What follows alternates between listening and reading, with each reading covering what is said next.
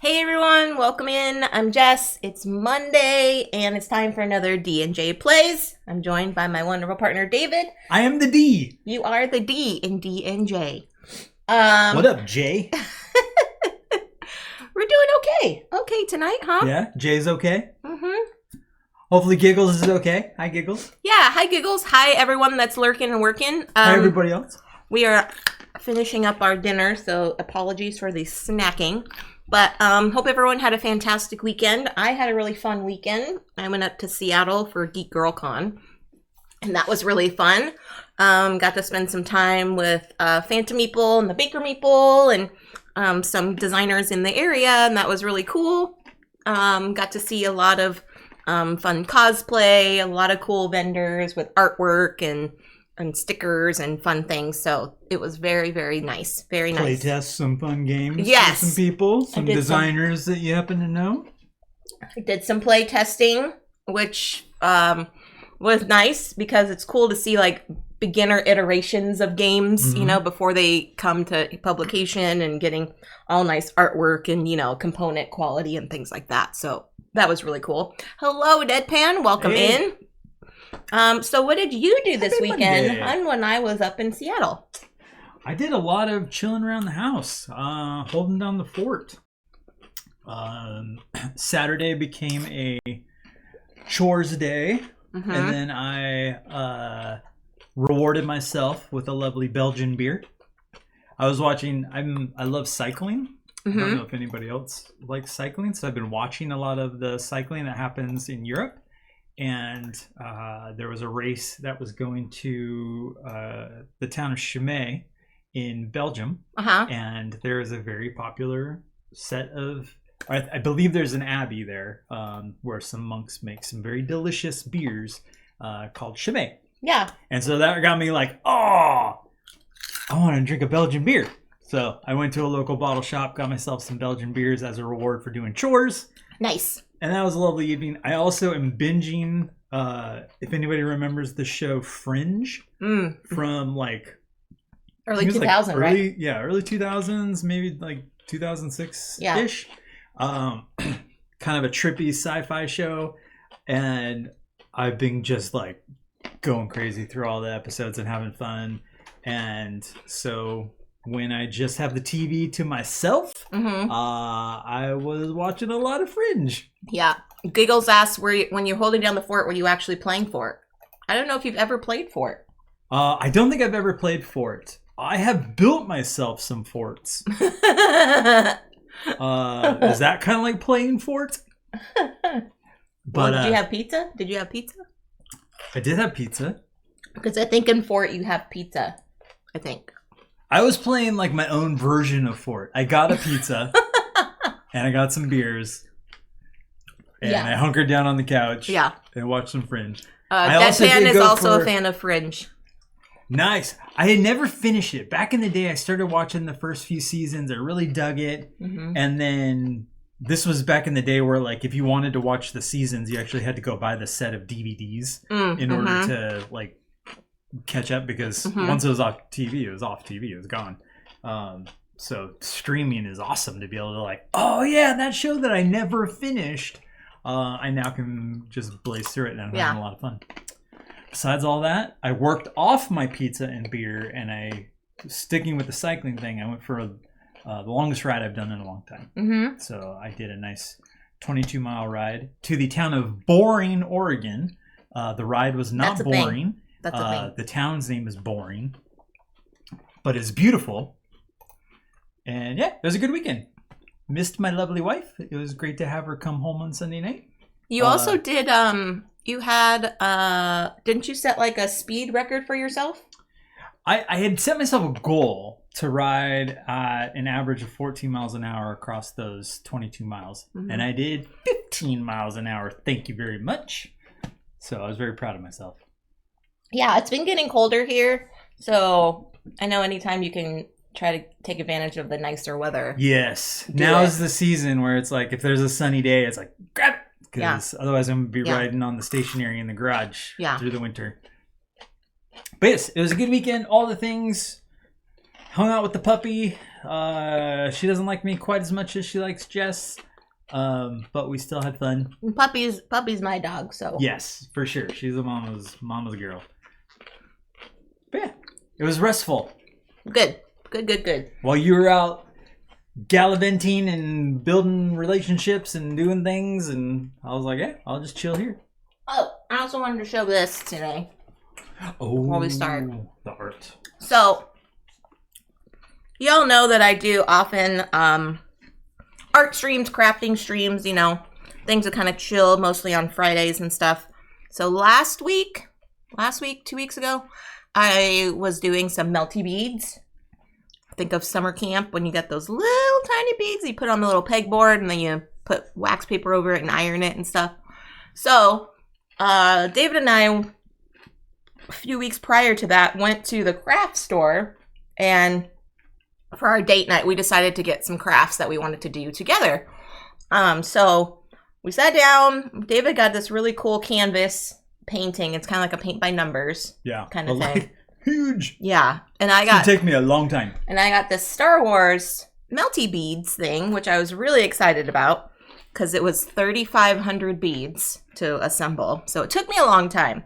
But on that stream, I finished it, and I was going to iron. I ironed some of it on stream, but it wasn't hot enough, so some of it came off onto the wax paper, and some of it stayed on the pegboard. So I was like, okay, well, off stream, I'll have to like rearrange it and fix it. So I tried to fix it. It came out to be a whole unique experience. So I completed my art piece. I decided to just leave it as is with its, you know, discrepancies and things like that. But here's what I did. Y'all can see. Grogu! No, it's not Grogu. It's actually Yoda. What? It's actually Yoda. And then I printed out this little, on this side. He doesn't look a day over 55. The Jedi Order symbol I put down at the bottom to kind of hide the hole and whatever. But I will post this on social media. That's such a smart use of like, hey, this thing didn't go how I wanted it to, but I'm going to make it my own. Yeah, so this is totally my own art piece of Yoda. Yeah. So Deadpan says they pretty much watched all of Fringe. Catching random reruns recently makes me realize I don't remember a lot of it. I don't know if you felt that way as you're going through it. I had vague memories, so, and plus I think I only watched 2 of the 5 seasons, so I'm definitely in uncharted waters now. Nice. Yeah, Giggle says it looked like fun. It really does get out there, says Deadpan, during the last couple seasons. So there's a lot of shows, right? Yep. When they're sci-fi, they got to keep turning that heat up. How many aliens can we have? Well, now there's aliens and dinosaurs. Well, there you go. Sorry, spoilers. No, I don't think there's spoilers. But I've been crafting with cross-stitching using a pattern. That's awesome, Giggles. So I recently also learned cross-stitch. It's very meticulous. And I go grab that thing. You can show off. I tend to do crafts that are very meticulous, that take me a long time. It's very calming for me. I don't know why. So, Dinosaur Walter has been confirmed. So I know the people. Waltosaurus? Yeah, Waltosaurus has been confirmed. So with the cross stitching, I got a pattern from a friend of mine, and I hadn't done it before. I used to do I forgot what it was, but it's like you have the little tiny pieces of string and you loop through it and pull it. It's called something else. But anyway, so I did this cross stitch here. And it's a kitty cat. Looks so dope. But this also took me forever. And I also didn't realize, because I started on like the edge and I had to like shift it over when I was making it. So it was like, it was kind of a pain, but I did it. Kind of a pain, like you don't want to do it again, or? No, I learned from my mistake. Like, when I'm doing it on the edge, I don't necessarily want to start on the edge of the canvas for the edge of the cat because like right here, I had it barely on the edge and having it be through the loop ring, it would catch on the inner side. So, no, I would definitely do another one. Yeah. Good. Yeah. Cross stitching has been very relaxing, says Giggles. Well, that's great. That is so great. Yes. You have to send us some photos. I want to see some. Yeah. Send me giggle some stitches. Give me some on the interwebs. On the interwebs. Okay. Stitching with Giggles. Yeah. Okay. So we are today going to be playing 15 by 12 inch pattern. Nice. Wow. So this Yoda one, Giggles, was 11 by 11. It's bigger than that. And to me, that's huge. So I can't even imagine 15 by 12. Best of luck. Please don't stab yourself. I've been working on it for 17 years. Please don't stab yourself. I know. Try to use a thimble if you can. Ooh, do you have thimbles? My mom collected thimbles. We had like walls of thimbles growing up. Yeah. But like thimbles, because for the cross stitching too, sometimes your hands can, for me at least, they get sweaty because you're constantly like moving them around and creating friction. So a thimble can help with that. Yeah, definitely stabbed yourself with the needle. Yeah. So it's just like, take your time, but also. I always found those rubber ones weird. Oh yeah. I think the rubber ones I found to be better because they molded to my finger better. Yeah, it holds tight. Yeah, because the metal ones are just like, boop, that's it. So your fingers kind of like smushed inside it. So it wasn't great. So anyway. I just use olives. For your fingers? Yeah. Oh, I thought you meant for sewing. I was like, But for sewing, yeah. You've never sewed things, have you? No, I haven't. I mean, not that there's anything that I, should scoff at. Like, sewing's awesome, but yeah, it's just I don't have it in me. All right. Well, but I do have some olives in me. We could do some crafts today, but we're not. We're deciding to do this really cool cooperative game called the Shipwreck Arcana. So a lot of these streams we're going to be doing, friends, are probably going to be games that we, A, want to get off our shelf of shame, or B, haven't played in a while, so we want to play them again, or C, they're brand new to us, so we want to learn them together and show them all with you. So this one is in the B category. What was B again? That we haven't played in a while and we want to play again. Okay. Yeah. So it's not in our shelf of shame because we've played it already. Yes. So this is in the B category. So. And it's also one, like, you can't play this on your own. You can't. You have to play it too. It's a minimum of 2 players. Minimum 2 to 5. Yeah. 2 to 5 players. So here it is. And what's really cool, okay, so what drew me initially to this game was the art. The box it's like kind of it's small, but it's kind of like skinny in a way. A long tarot card kind of. Yeah, it's a long tarot card, but I mean, tarot I think plus.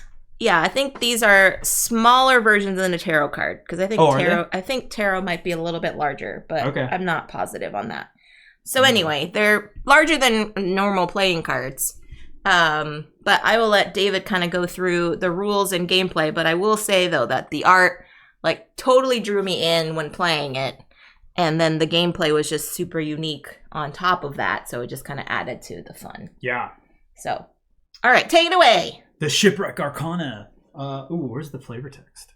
Are you going to read it in a mysterious voice? Yes. Okay. Trapped in a drowned... Oh, sorry. That's not mysterious. That wasn't mysterious? It sounds like Grandma. Grandma's trapped in... Got nothing but thimbles. The Shipwreck Arcana. Trapped in a drowned world. You and your allies are doomed. Or are you? Using a mystical deck and a healthy dose of logic, you can predict each other's fates and escape unscathed. You and your friends are fortune tellers trying to prevent terrible fates from befalling each other. To win, you must collectively make 7 correct predictions before your doom reaches 7. So in the Shipwreck Arcana, we are trapped on a world, and these fates have trapped us, but we are trying to get away from them. They will help us do that, though, so it's kind of a weird relationship that we all have together. What drew us to this game, this is a game of logic, and I have always loved logic. Growing up, I love doing logic puzzles. Jess and I have really enjoyed doing logic puzzles together. We, may or may not like flitching behind the curtains. We may like to get the logic puzzle book out while we lay in bed. And I am not ashamed of saying that before we go to sleep, we do some sort of logic puzzle or crossword puzzle or word search or something to like get our brains kind of like, okay, the day is done, but I have all these other things to think about. It's like, let's think about this. Yeah, we'll put the phones aside. Yeah. We will have some fun just kind of like winding down and logic puzzles for whatever reason. Logicking. So this is one of those, it's deduction. It's like we're going to be giving each other some level of clues to help guess what hidden knowledge that we each are going to have. The way that that's going to happen is there is this lovely bag that has sets of tiles similar to these. So these each correspond to a player. So Jess is green, I'm yellow. Inside the bag, there are 3 sets of 1 through 7, and they are all colored black. So these are the fate tokens. These are what is going to be hidden information.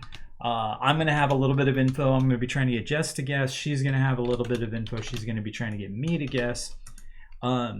There are 3 sets of 1 through 7 in the bag. So that's good information for us to know as we're trying to like see what's out there, what the odds of particular numbers coming out is, all of that stuff that's going to go help us try to predict what number is hidden. On a turn, one person is going to grab 2 of these out of the bag. So let's say it's my turn, and I'm going to look at these. Jess does not get to see these, so I'm going to say like, okay, what's my numbers? And I'll let you know when I'm going to show. And if you want to play along to try to guess what's happening, don't look when we show. But if you do want to see the numbers, then look at the screen and then you can know. Yeah. So, I would say, all right, I'm showing my numbers, and then I'm going to hide them. I am going to use one of those 2 tiles that you just saw played underneath one of these 4 fate cards. And these 4 cards each have some kind of clue that they would give the other players. It could be, up to 5 players, like Jess said. And they're collectively going to look at what I put out there along with the text of the card in order to try to guess what my other number is. So one number will be revealed. So let's say I'm looking at these and we'll read the cards out. So the first card says lower. If one of your fates is lower than the other, play the lower one here. So that does apply. Right. So that might be a really good one with a 6 and a 7, because if I played a 6 here, that's the lower of my 2. And Jess looks at that and says, okay, this has to be lower than your other tile. So by process of elimination, it can't be 1 through 6 because those numbers are not lower. They're equal to or one of your tiles has higher. Right. You got to, once you play it out there, then it's got to go backwards. This is the lower number of what I have. Of the 2. So the numbers only go up to 7. So Jess can be like, oh, boom, you got a 7. Yeah. This one says greater than or equal to 11. If the sum of your fates is 11 or more, play one of them here. So I could do the same thing. These have a sum of 13. If that is greater than 11, which it is, I could say, I'm going to put my 6 out here, or I'm going to put my 7 out here. And that's going to give Jess some information about what it can or can't be. She would be like, okay, in order to get above 11, if I put the 6 out there, that eliminates 1 through 4. It's got to be at least a 5. So that's the kind of processing that we're doing. Even if the sum of your fates is even, play one of them here. And then free, we'll talk about this one in a second, but this one's a little bit of a different kind of card. So what's going to happen is I'm going to say, okay, great. I'm going to put my 6 out here, and this 7 is hidden. It's face down. Jess is trying to guess what it is. So she looks at what I played. She looks at the rule that's on the card, and she starts doing by process of elimination, what could it be? And so she says, okay, it can't be 1 through 6. So she can tell me to flip all of these. Let's get a different number out, just so we can do a little bit of... That's okay. Just here keep we it. go. Okay. So I got a 4. So now I have that 4 and that 7. She doesn't know what the other one is. So she says, okay, it can't be 1 through 4. So it's 5, 6, 7. She knows that to be the case. This is a 5, a 6, or a 7 because this number is lower than this one. At this point, Jess has some choices. She can try to guess. She's got a 33% chance of getting it right. She also has a 66% chance of getting it wrong. Being wrong. So those odds are not great. Or she can be like, I don't have enough information yet. I'm going to pass. So what happens when you pass? You pass. We're going to check the total pips on this tile. Underneath these cards, you'll see there are moon phases. Those moon phases correspond to the number of pips on the token. So the 4 has 2. If you look at Jess's, you can see how the pips line out. 1, 2, and 3 each have 1. 4, 5, and 6 each have 2, and 7 has 3. So 4 is using 2 of the moon phases, they call them hours in the game, of this particular card. If we had reached all 3, so let's say later on if somebody else puts another tile out, or if we had happened to put the 7 there, that's 3, then this card would do what they call fading. Fading means that it's going to flip over. It's going to become a one-time power that we can use later on in the game.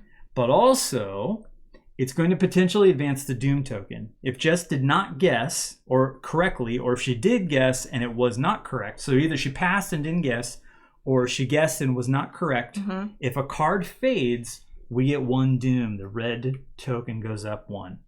And if the red gets to 7 before the green gets to 7, that's game over for us. Our ship will never rise again. We're stuck.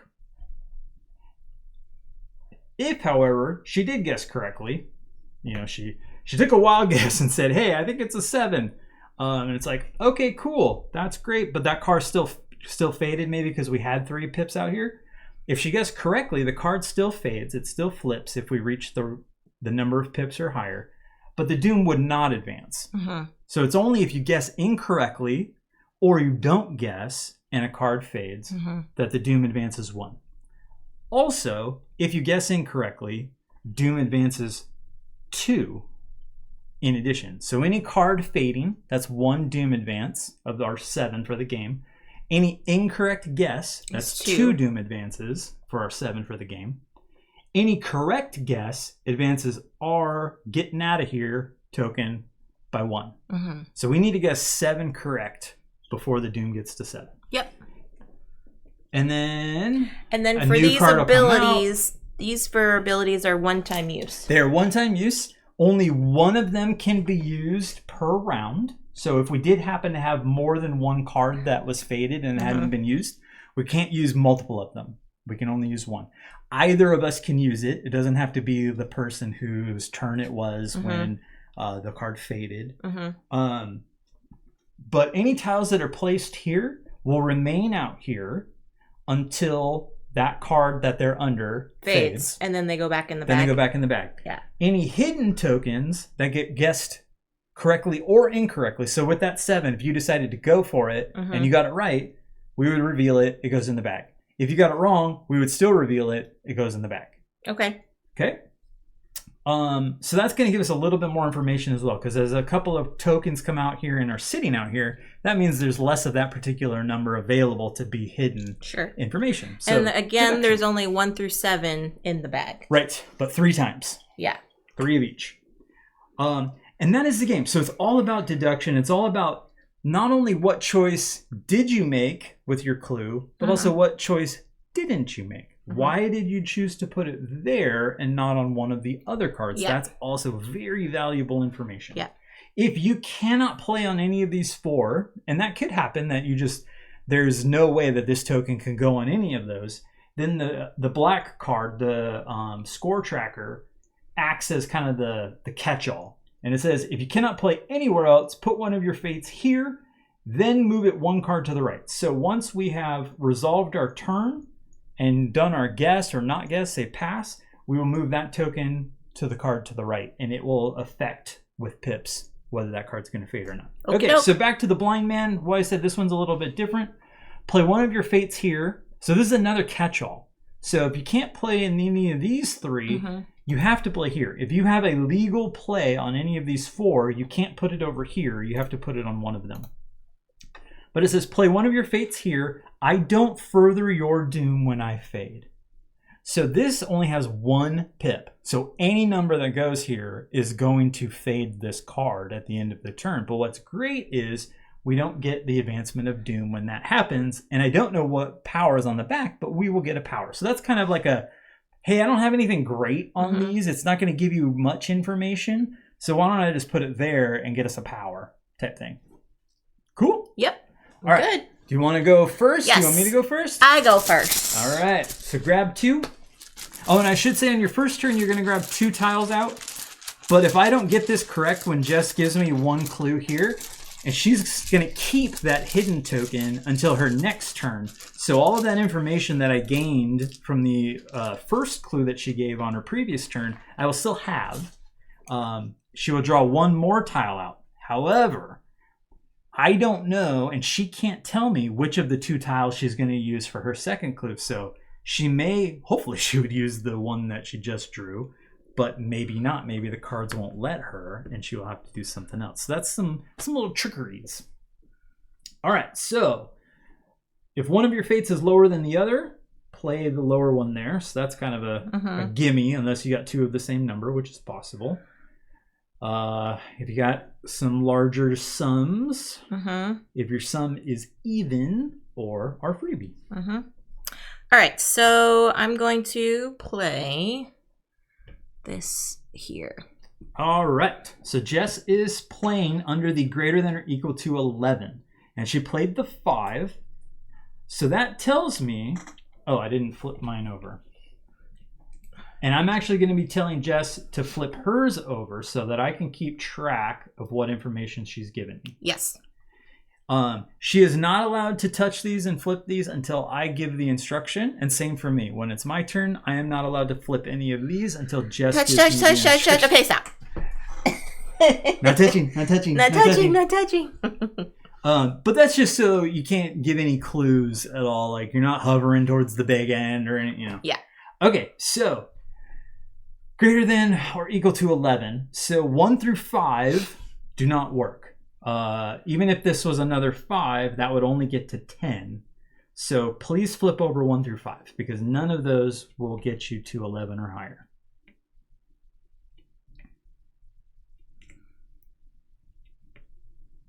All right, so I've got a 6 or a 7 as options. So there's a 50-50 chance.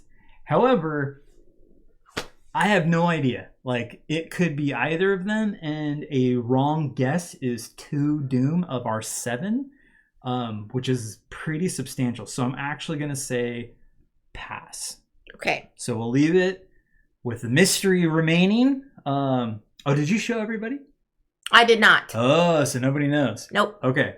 We can play that they just see mine. Sure. So they're kind of like playing along with me. Sure. So I will show you mine when it is my turn to grab. So now I draw another. Okay, so what we do is we would advance doom or our token if there was a guess made. There wasn't. Then we look at the pips on the cards to see if the card fades. There's 2 on the 5, but this card has 4. So this card's got a lot of ability to hang out here. So that's not bad. So this card is going to stay put. So nothing's going to happen. This is all going to stay, and you will not draw up until your next turn. So on your next turn, you will draw one. Okay. Question, because this says play one of your fates here, did I have to play there? No. Okay. You can use any of the 4 that are a legal play. Okay.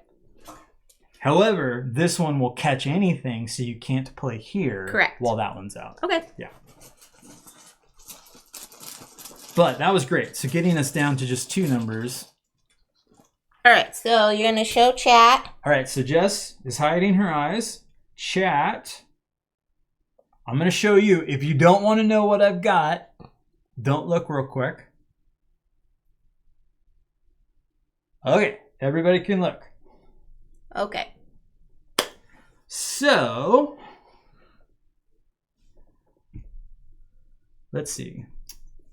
And it goes without saying, but you're not allowed to say make like noises or anything and be like, oh, like man, which one? I can't. You got to keep it pretty straight. Keep your poker face. Poker face. So lower, if one of your fates is lower than the other, play one here. Greater than 11, sum is even, or a freebie. I mean, this is tempting because it would get us a power. But I am going to do this. So I'm going to play here. I am telling Jess that the sum of my fates is an even number. Okay. So for me, that tells me in order to make even sums, it has to be odd values added together. So for my thinking, it could be 1, 3, 5, or 7 because it's this even numbers. That's just basic math, basics. So please flip over 2, 4, and 6. Okay.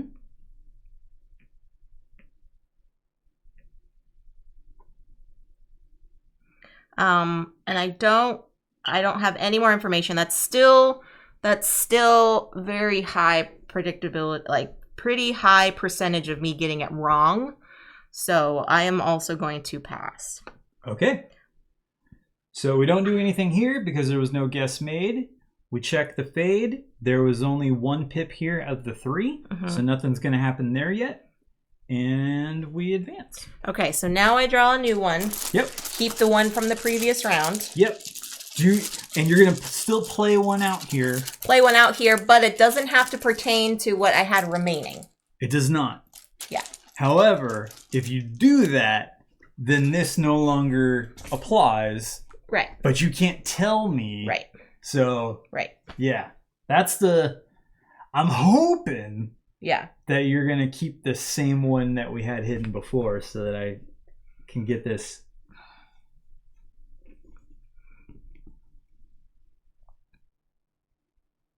So give me some good news. And then the other thing that's cool is as more of these black tiles start to come out here, that's going to give us some information. So for example, Jess knew that I've got a 1, 3, 5, or 7. She deducted that from there. One of the 5s is already visible. So does that help? Maybe. Like, I mean, I still might have a 5, like that's, if you've ever played Quacks of Quinlanburg with me, you know that I will draw absolutely the worst tile out of the bag. So garbage. All right. Ready? Yep. Okie doke. So now I know she kept the same tile because she showed a 2, and there is no way that the tile from last round was a 2. It couldn't have been that low. So she kept the same one. So we can do a little bit of deducting all around. And with this 2, she's played it on the even, so the sum of your fates is even. So a 2 and a 6 gives us even, but a 2 and a 7 does not. That gives us an odd number. So I'm going to make a guess that you are holding a 6 because 2 and 6 are even. Okay, 6. Yes! Yay! All right. Okay, so we made a prediction. The prediction was correct. So we advance on our track. We check our fate values. Still not there. Still not there. There's only 1 on each, and there's 3 available. So that 6 will go back in the bag. And then on your next turn, you will draw 2 because now you have none. So you always draw to 2. But I don't draw it yet. You don't draw it until next turn. Yeah. All right. Nice, says Giggles. Yeah. I love logic.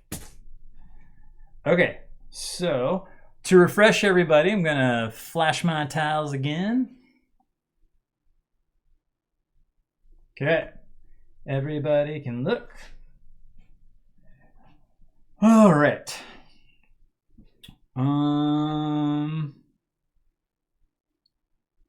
Let's see. What would I like to tell you? That I'm the best.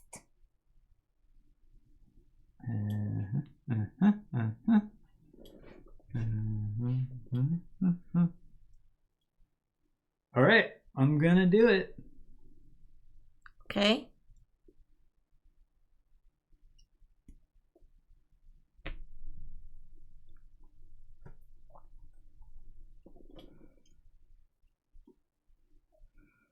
Don't further your doom when I fade. Okay. So before you played this last time, and it said the sum of your fates is even. Play one of them here.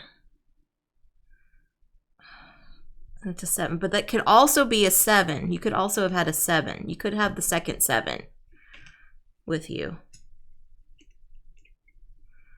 or it could be another 5.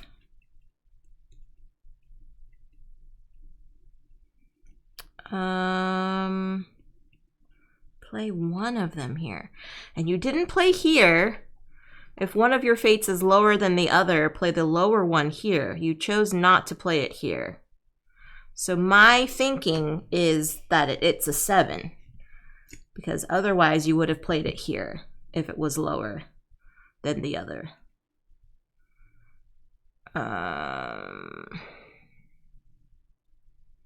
Yeah, I'm just gonna swing. I'm just gonna swing for it, and I'm gonna say your number is a 7. Yeah? Yeah.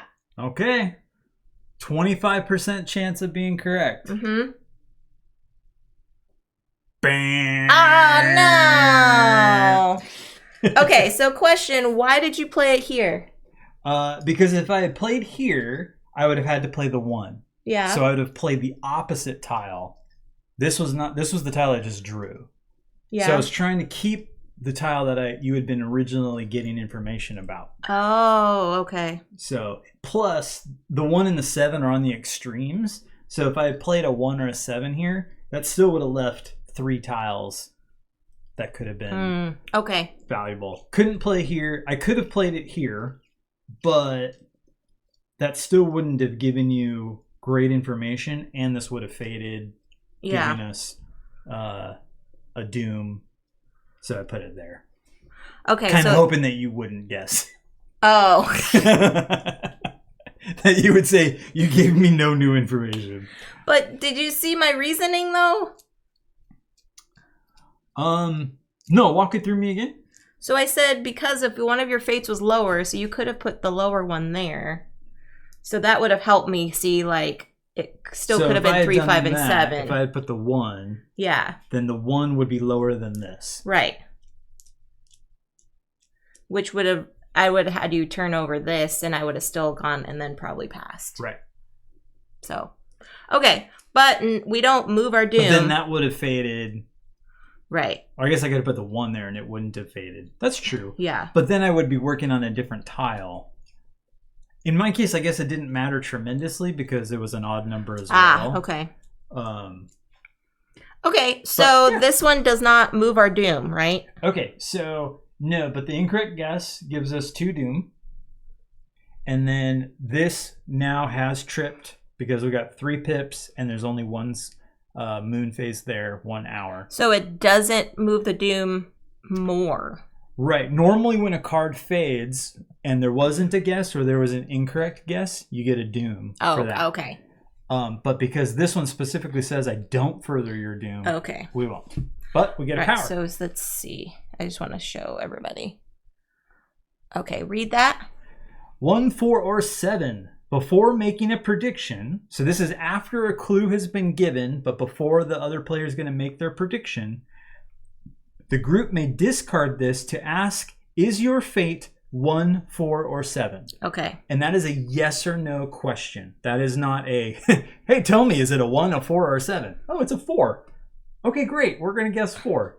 It doesn't work like that, unfortunately, but it would help you potentially eliminate down to just 3 numbers. And if you've only got one of those 3 in the mix of what you think it might be, then it's a pretty solid one for giving you info. Okay, so both of these, my hidden fate plus the one that was underneath there, go back into the bag. And mine flip over because I was correct. Oh, yes. And mine flip over because it was I will incorrect have and you'll have new information. So we're all fresh and we get a new card out. This one is higher. If one of the fates is higher than the other, play the higher one here. So we got the bookends, Dawn and Midnight. That's cool. Yeah, each of them has a name. There's the Leviathan. That's the greater than 11, the big monster. Midnight is your lower number. Dawn is the higher number. I like it. The judge is looking for balance, right? Hopefully. And so wants the sum to be even. Mm-hmm. All right, so Jess has got 2 new tiles.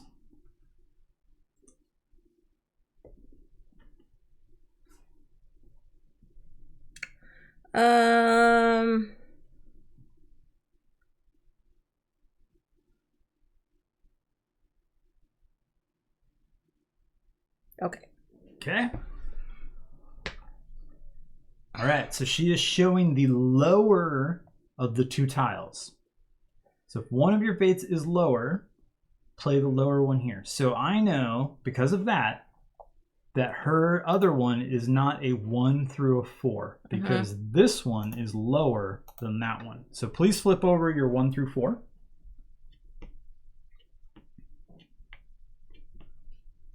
And that still leaves 3 tiles out. Yes, there is 1 5, so maybe the 5 has a slightly lower odds of being what she's got, but that's still not great information yet. So I think we're going to have to pass. And, oh. Well, there is this. So this would be an option where if I decide, I don't think it's the greatest time to use this, but I could ask Jess one time, is your tile a 1, a 4, or a 7? 1 and 4 have already been removed. So if she said yes, then I know it would be the 7 and I could make the guess. If she said no, then I could remove the 7 and just be down to the 5 or 6. But that's not giving us like full-blown knowledge yet, so I think it's best to wait on that. Okay. So I am going to pass. We check all of our pips. The one that Jess played is not enough to fade this, so we're good. Over to me. All right, you gonna show chat again? Yeah. Okay. So let's get some new tiles in place. All right, chat. Here's what I got. Don't look if you don't want to know. Okay. All right, what do we got here?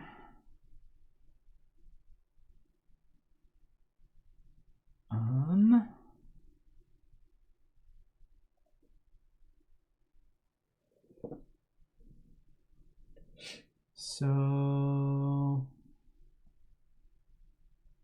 let's do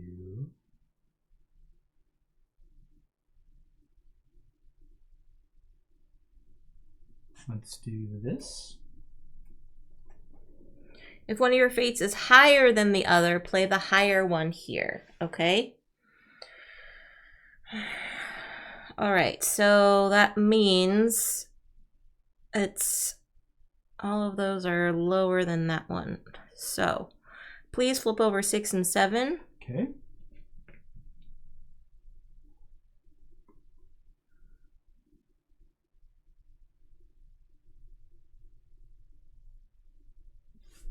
I have to remember what mine is. I forgot.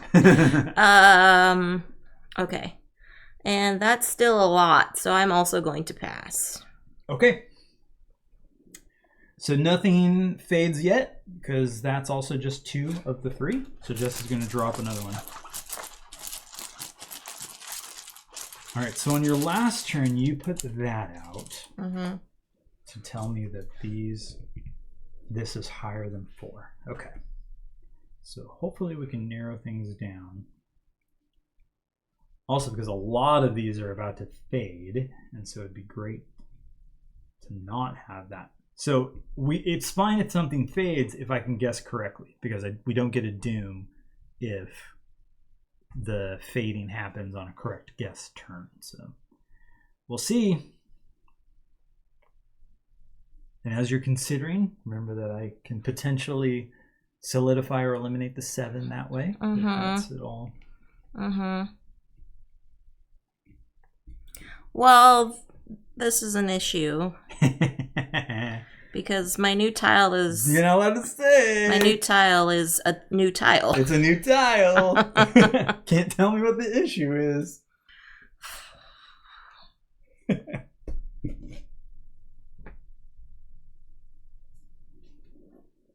Okay. So, that's the new tile. That's not the old one. Because the old one was a 5, 6, or a 7. You did not play it here. So that could mean that this is not a 6, because a 2 and a 6 would have been even. So if you had put it here, then I would know for sure, okay, it's the 6. Because 2 and 5 and 2 and 7 both create odd numbers. So you couldn't play there. You may have been able to, but chose not to. But I'm guessing that you couldn't, because that would have just really dialed me in. So I'm thinking it's 6. Definitely couldn't have played here, because a 2 and nothing is going to get over 11. Huh. Do I take that chance? I mean... So, wait. Because you didn't play it here, it's not... I'm thinking it's not the 6. So please flip over the 6. Now I've got the 5 and the 7. I can eliminate the 7 or solidify the 7 with that card. So I'm going to use the card. And you will answer yes or no to this question. Is your tile a 1, a 4, or a 7? No. No, it is not. So I'm going to guess that you have a 5. Yeah! Good job. Nice. Good deducing. Okay, so this is out. We used that. And because we got that right, we go up. And this fades because we have 3 pips here now. And that holds 3. But because this was a correctly guessed turn, we don't get a doom for the fading. Okay. So we get the power Put it without up there. the doom. And then these 2 tiles that were underneath it and the 5 that you revealed will go into the bag. So our new power is higher than... Before making a prediction, the group may discard this to pick a number X and ask, is your fate higher than X? Okay. So that's a pretty good one.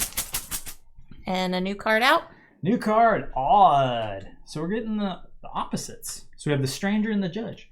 If the sum of your fates is odd, play one of them there. Okay, so let me look at my fate again. Oh, yeah, you want to show people? I'll show them, yeah. Here, just a second. Let me grab my second one. Draw back up to 2. Okay, now I'm going to reveal. All right. So...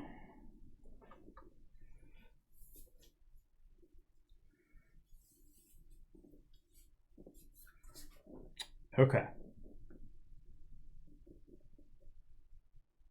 Now, currently, my options are 1 through 5, based on the previous turn that David did.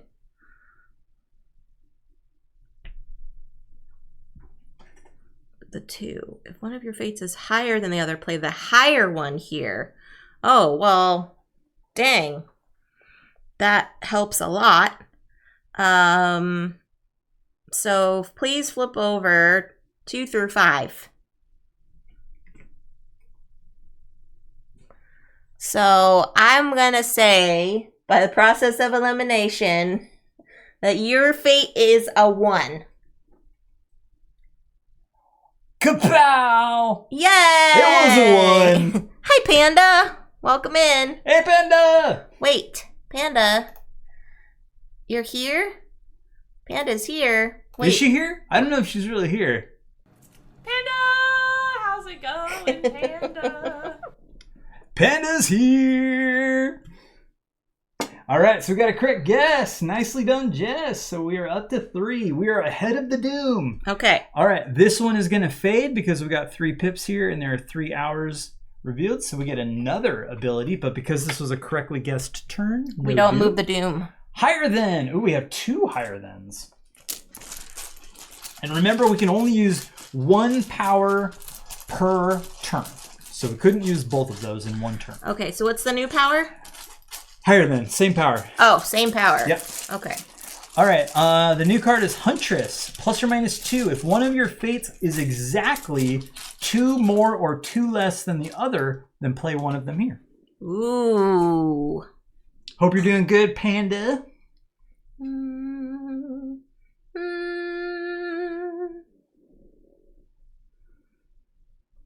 Look at my road's all crooked.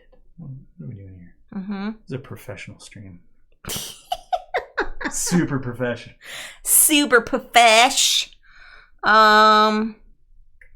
Okay. Do we want to just crank this right along? Because I feel pretty good about mines. That's probably some info that you shouldn't be saying, but... Okay. Y'all too profesh. There you go. All right, I'm feeling pretty good about what you just gave me here. So just put a 7 on the plus or minus 2. If one of your fates is exactly 2 more or 2 less than the other, play one of them here. There is nothing plus 2 on the 7, so it's got to be the minus 2 deduction. So I'm going to say you have a 5. You don't want to flip anything? You can flip them if you want, but I think you got a 5. This is co-op, Panda, yes. And kapow! Yes! Very nice. We're getting ahead of that doom. All right, so the Huntress is correct. And it only has 1 hour, so the 3 pips of the 7 will fade it. But it was a correctly guessed turn, so we get to... No dooms. No doom. All right, so this time twice. Before making a prediction, the group may discard this to make 1 extra prediction this turn. Nice. So we got a couple higher than. Nice.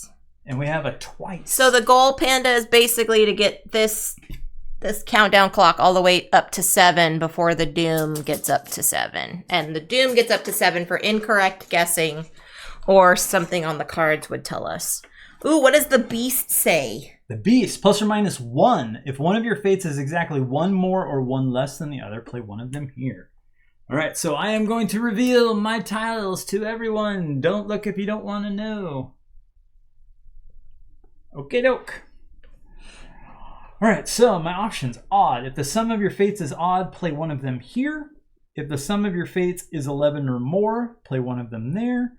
If the sum of your fates is even, play one of them here.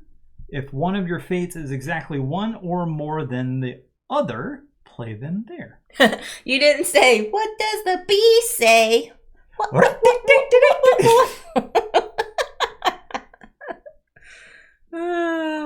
Oh, internet. Oh, internet. The joys you bring. Okay, so let me see what do I So have everyone in here. chat can play along with David, and then for me, it's like you're playing again with me, but I'm not showing you mine. You're guessing along with David. All right. So I put a 5 on even. Some of your faces even, play one of them here. Okay, so again, to make evens out of the 1 through 7 that we have available, it must be odds. And there's 2 out of the 3 5s out, but that's still not enough for me. So please flip over 2, 4, and 6. Okay.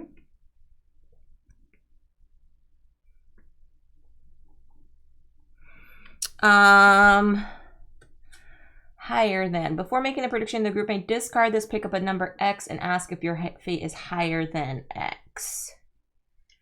You may discard this to make 1 extra prediction. Okay, so, so if I wanted to use one of these, could I use this one first, then this one? You can only use 1 per turn. Oh. Okay.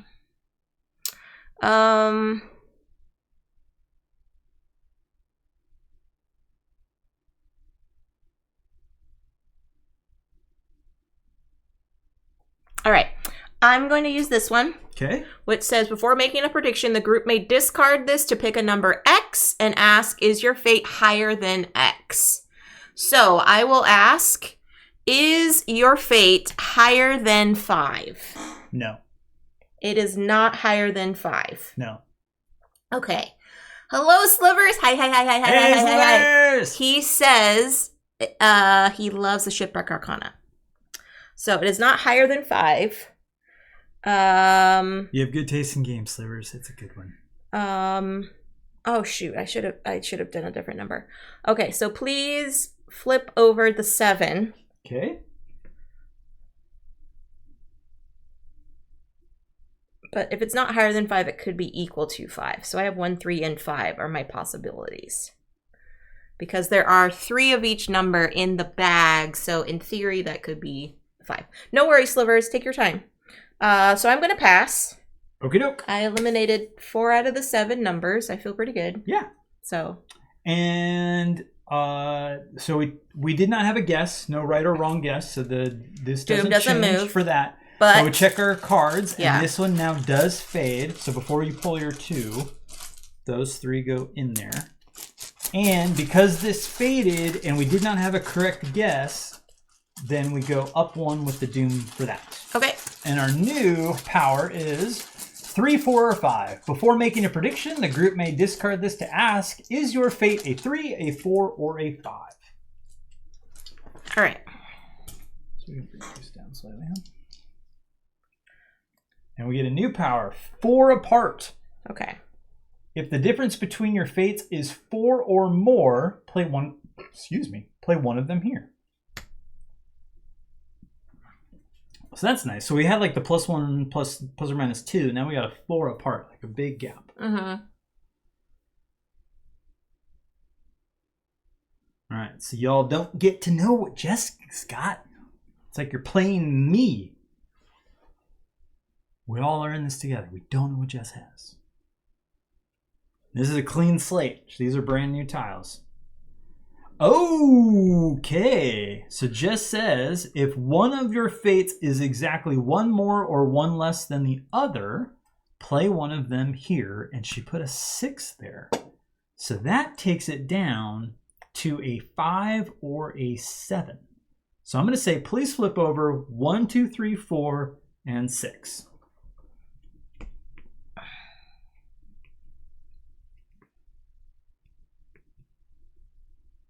All right, so it's a 5 or a 7, 50-50 chance. I would like to make my odds a little bit better. So I think I'll use a power. We have 3 of them.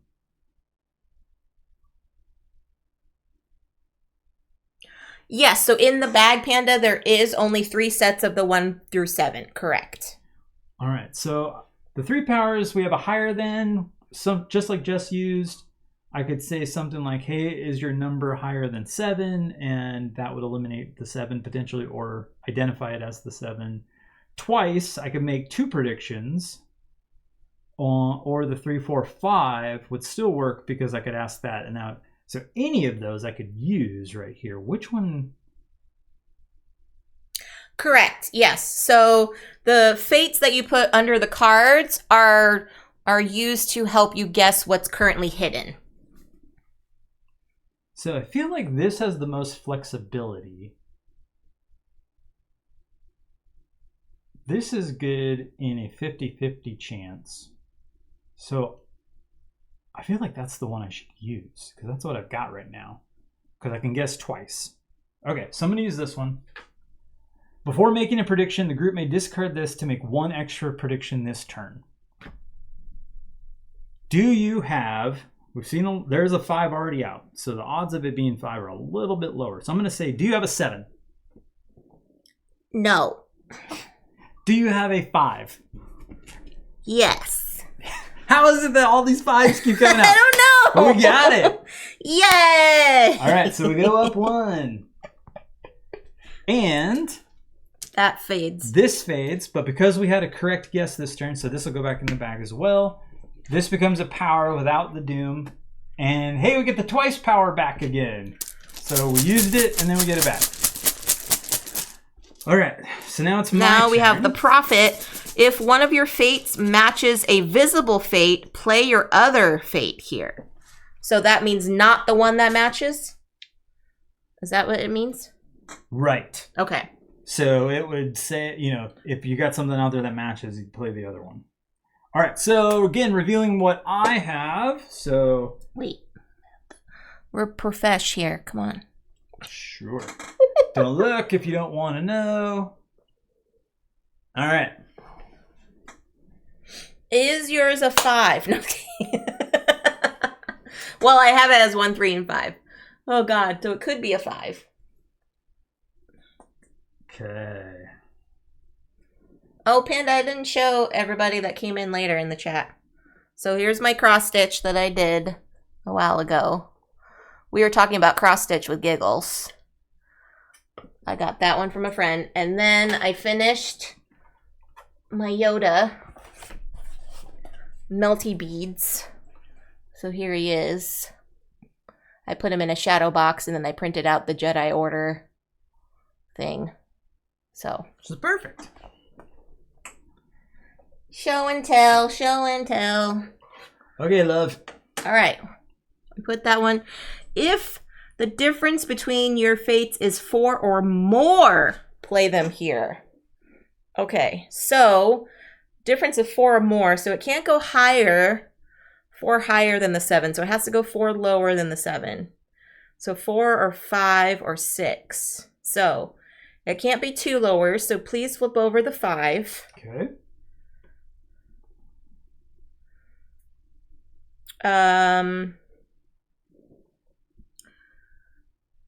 And then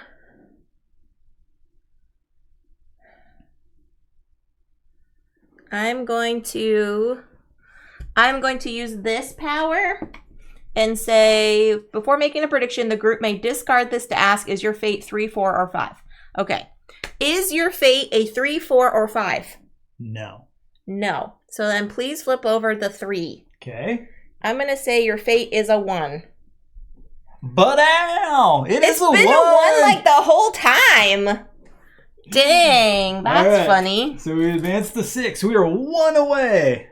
All right, so I played this one out, but because it's got 4 hours on it, the 7 does not cause it to fade. I'm like mixing these, because what the heck?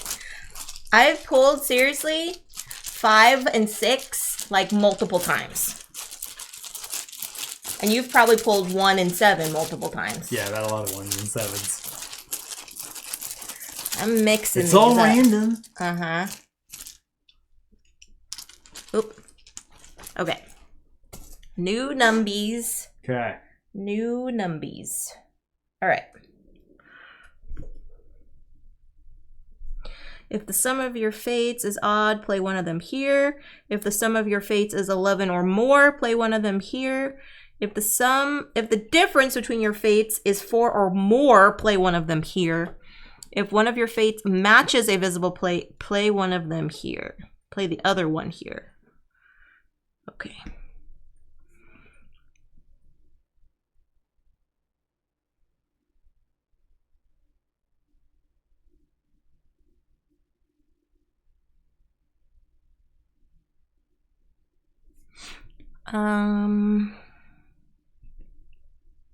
What you got?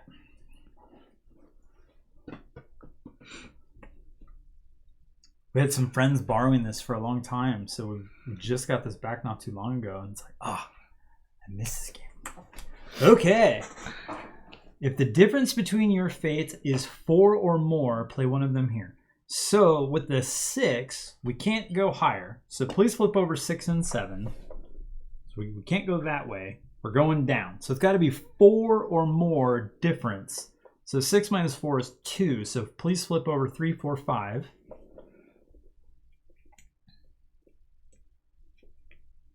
All right, so with this information, I believe it's got to be 1 or 2.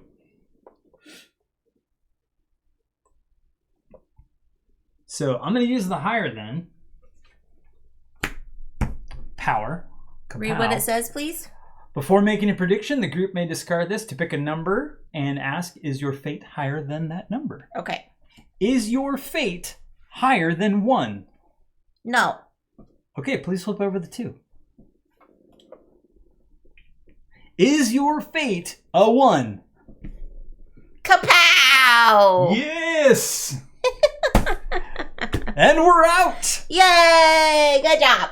GG. We escaped. All right, so now you were saying that there was a more challenging mode. Yeah, so you notice that our challenge mode? The Doom didn't move all that much. Yeah. It only got up to 3. So there's a couple different things that you can do to make it a more challenging game. I think in a higher player count, it's a little bit more challenging because these cards will fade a little faster. Sure. So there's a couple things you can do. You can start yours, our token at 0, and then you could start the Doom token at like 2 or 4, wherever you wanted to make it harder. Or they said there's another way we can go, which sounds interesting.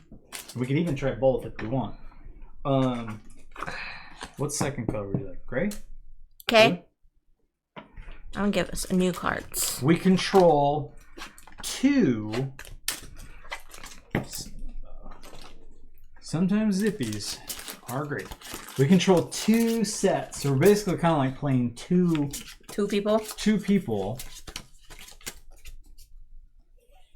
And what this does is it creates more tiles that are going to go out on the fades. The fate cards to push them to fade. Okay. Faster. And if you're not guessing and they're fading, then they will create Doom. So this is another way. So we have never tried this. We're going to try it in front of y'all. This art is just so cool looking. I do like the art in this game quite a bit. I forgot where I saw this game. I was watching somebody play it online. I was like, that is awesome. I like Logic. Okay, so Jess is playing green and gray. Can you move them up? Yeah. She's playing the Philadelphia Eagles colors. She's getting ready for PAX Unplugged. Sports ball. I'm playing yellow and red, so I guess I'm the Niners. Deadpan, that's a cute emote. Little squirrel. That's cute. The waving squirrel. All right, so here's our 4 fate cards. We've got 5, 6, and 7. If one of your fates is 5, 6, or 7, and the other is not, play the 5, 6, or 7 here. Okay. 7 to 9. If the sum of your fates is 7, 8, or 9, play one of them here. Okay. Tiers. If one of your fates has exactly one more pip than the other, play one of them here. Okay. Exactly one more. Then fragile. Play a 7 here. Each turn, I fade if a 1 or 2 was played anywhere this turn. Okay. That's kind of like a power. Yeah. All right, so I'm going to start the Doom at 1. We're starting a little behind the... Okay. Do you want me to go first? You go first? I'll go first this time. Okay. All right, so I'm going to start with my yellow. Okay. So we'll go yellow, green, red, gray. Perfect. Okay. If you want to play along, don't look. All right, I'm going to show you. So here are my tiles and done. Okay. Okay, so I'm going to use the north wind. I'm going to scoot this up just a hair. Yes. Okay. The north wind. Okay. If one of your fate's tiers. Okay.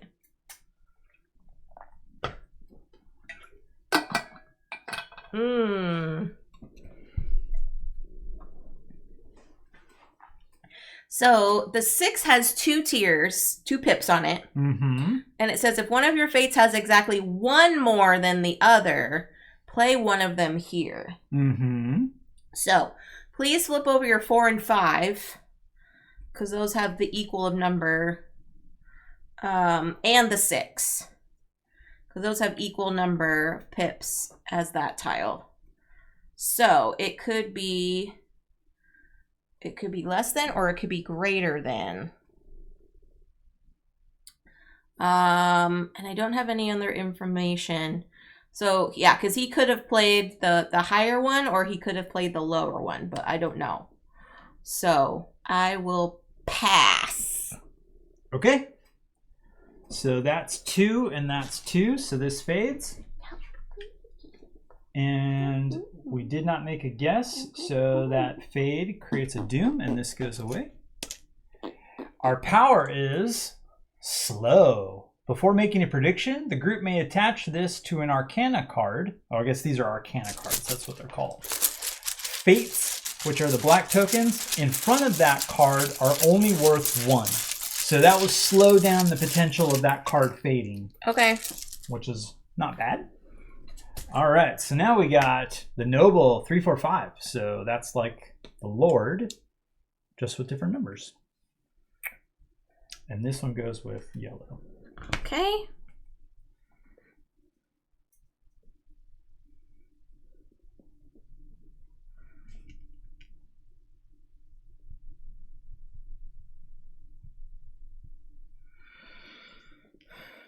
And so this is the green. This is green turn. Yeah. Green's turn. Okay.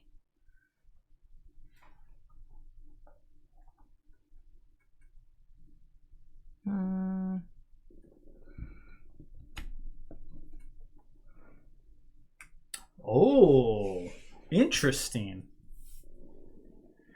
Okay, so Jess played over here on the hours, which means she had no legal moves on any of these. So this one says if one of your fates is a 5, 6, or a 7 and the other is not, play the 5, 6, or 7 here. So she could not play here, which means that she does not have a 5, 6, or a 7. So please flip over. Please flip over your 5, 6, and 7. Here, if the sum of your fates is 7, 8, or 9, play one of them here. Well, the things that would be able to create 7 through 9 are what we just flipped over, so that's moot. If one of your fates is a 3, 4, or 5, and the other is not, play the 3, 4, or 5 here. So she could not play here, so she does not have a 3, 4, or a 5. So please flip over your 3 and your 4. And then this says play a 7 here. Each turn, I think. Okay, so she didn't have a 7 to play there, and we already flipped that over. So she's got a 1 or a 2. And okay, so here's what's going to happen, and I'm thinking that we might use this to slow down our doom. Because Jess played here, as soon as my prediction is over, this tile is going to slide to the right. So that's going to start moving up the clock on this one. So before I make a prediction, which I can't, it's a 50-50 shot and I just don't know, I'm going to move this slow down to be over the Lord. Oh, but this one already has a 1. No, never mind. So basically what the slowdown does is it says that every tile in front of the card that you choose carries a pip value of 1. Well, the 2 is already a 1, so actually that wouldn't make any sense. So I'm going to say pass. Okay. So this will slide in here. And we check our pip value. We're still good. So now it is on to the red. So this flips. You fade. This fades. Play a 7 here. Each turn I fade if a 1 or a 2 was played anywhere this turn. I did play a 2. So, but we didn't play a 7 there. So that only works if the 7 is active?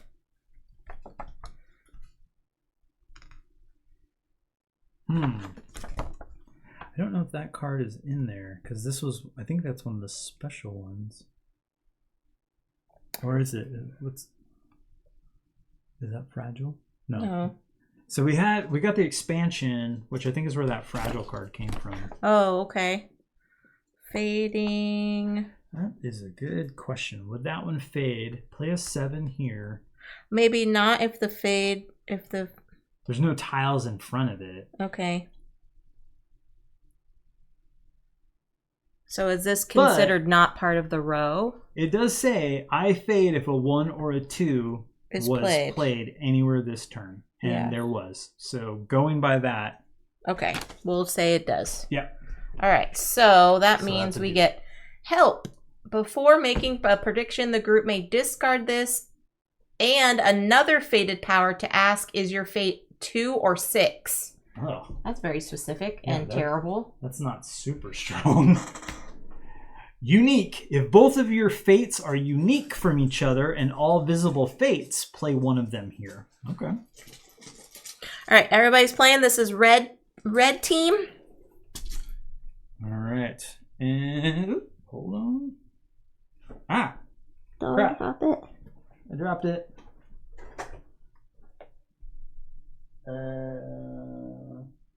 Did you lose it? Nope, there it is. It matches our carpet very well. Okay, here are the numbers, so don't look if you don't want to know. All right. All right. So this is for the red player.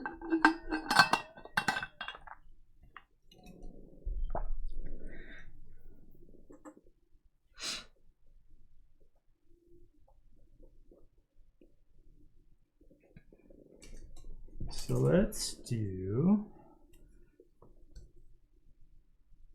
Did we get extra rules with the bonus stuff? There was nothing in the box, Oh, so I don't know. okay. All right, so you played a 5 here. Yep. If one of your fates is 3, 4, or 5, and the other is not, play the 3, 4, or 5 here. So please flip over 3, 4. Wait, if your fate is 3, 4, or 5. Please flip over 3, 4, and 5. Okay.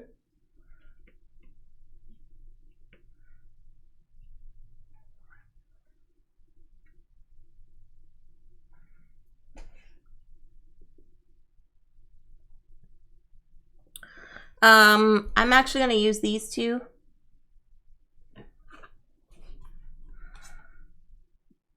Because this is kind of a boring power. So I'm going to turn in these two and ask, is your fate a 2 or a 6? Yes. Okay, so please flip over 1 and 7. Okay. All right, and I will pass. All right. So we're down to a 2 and a 6. We check to see if anything has faded. We have not hit the pips for any of those, so we're good. Okay. So gray player's turn. Yeah, I can see this is gonna be a little harder. Yeah, we're already halfway through on our doom. I need some good fates here, everybody. Okay.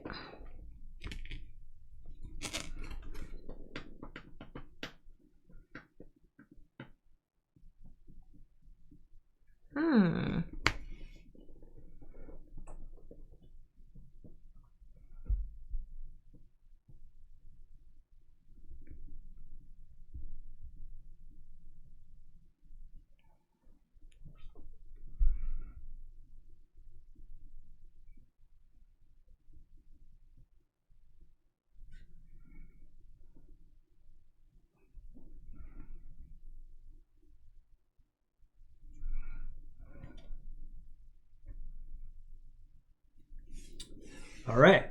If the sum of your fates is 7, 8, or 9, play one of them here, and you put a 5.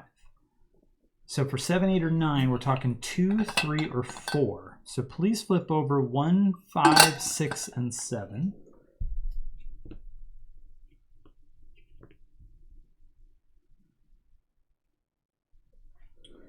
All right, so we have 2, 3, and 4 left. That's still too big to guess, and we're not going to have a card fade. So I'm going to pass. Okay. We don't have any powers to help, so we'll let that Just sit. Well, let's see. So what else might you have played? So you played it here. You didn't play it here. If one of your fates is a 5, a 6, or a 7, and the other is not, play the 5, 6, or 7 here. So 2, 3, or 4 still fits, but you chose not to put it there. If one of your fates is a 3, 4, or 5, and the other is not, play the 3, 4, or 5 here. So you chose not to put the 5 there. which could mean that it's a 2, but yeah,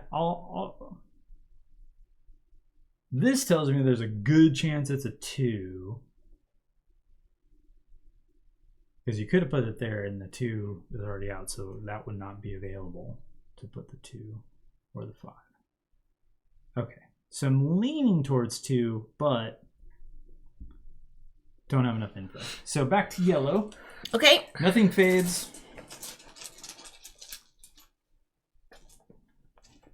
All right, so yellow. don't look.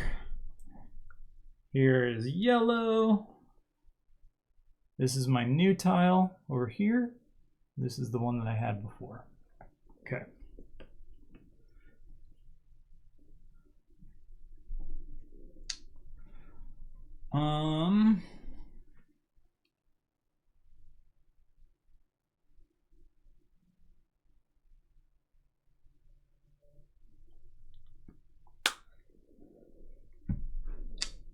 Okay.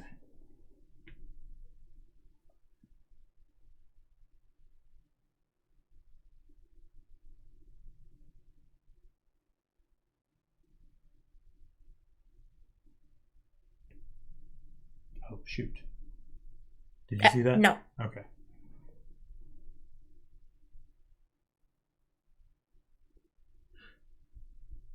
Your hand was in the way. Do do do do do do do. Poker face. Okay, you just played this? Yes. Okay. The sum of your fates is 7, 8, or 9. Play one of them here. Okay, so that would be 2, 7, 8, or 9. Oh, and that's a 2. So that would be 5, 6, or 7 to make it 7, 8, and 9. So please flip over 1 through 3. Okay. Is your fate a 7? Boom! Yay! We did it! All we right, got we one! got our first correct guess. Okay, and this will fade because we've got 3. But no doom movement, because But no it's doom, correct. Because we got a correct guess. Because Jess is a smarty pants. All right, old. After playing their fate, the active player may discard this to say whether they had that fate during their previous turn. Ooh. So that's where you can know, like, hey. Oh, you could switch it up? I'm not getting, or I got rid of my old one. This is a new one, or whatever. Oh, okay. Then what does that card say? Play one of your fates here. If you do, say whether your remaining fate is higher than the one you played. Oh, God. Okay, so I have to remember which one this is. Yeah. Okay. Let me flip these back over. Okay. And you should pick both of them up because I'm not supposed to know whether you're playing the OG one or not. Okay.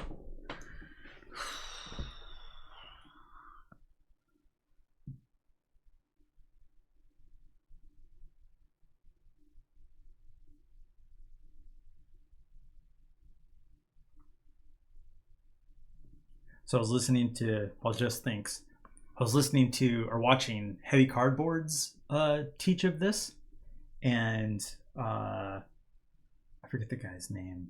Edward? Edward. He was teaching, and he was also talking as they were playing about logic and what logic puzzles and stuff meant to him. And he was telling the story about when he was a kid, and he'd be driving around with his family, and they would stop at truck stops. There was these books that had kind of like magic ink pens. So all the papers were just blank, but when you would color this pen that had translucent ink, it would start to show the ink that was already like what was on the page. And these books were full of puzzles.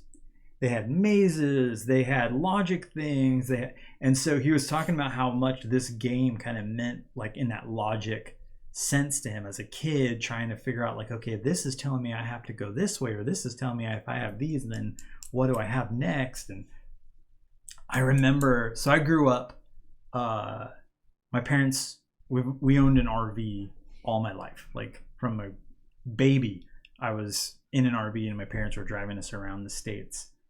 And so we would stop at truck stops and all that kind of stuff all the time for all the things you can imagine. And I remember getting those books and sitting in the RV, no seatbelts because, it was the 80s, so whatevs.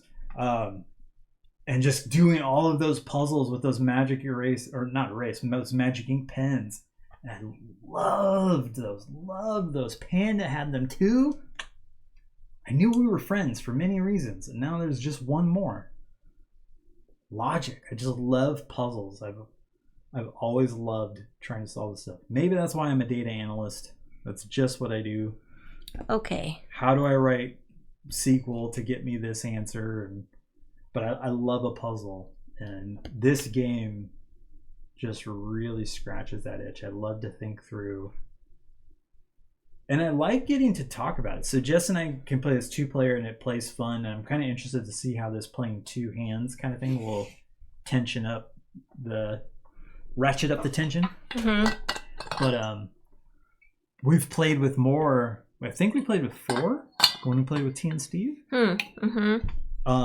And it was fun to talk through everything too. Like, okay, let's talk through the logic and seeing how people's brains work. And okay, so you played the 3 here? Correct. Okay. So if one of your fates is a 3, 4, or 5 and the other is not, then play the 3, 4, or 5 here. And this is the green player? Correct. Okay. So that unfortunately doesn't give new info, but you could have played that in other places. So let's talk through that. If you had played that here, if both of your fates are unique from each other and all visible fates, play one of them here. So it was already kind of leaning towards the 2 from before. If Jess didn't have a 2 here and she played the 3 here, then that would tell me that she had a 1. But she didn't play here. So the possibility is that's because she couldn't, because this is the same as one that's already visible. So she couldn't play there because it wouldn't be unique.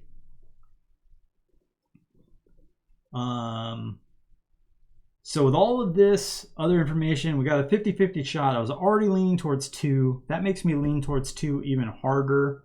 So I'm just going to guess, is your fate a 2?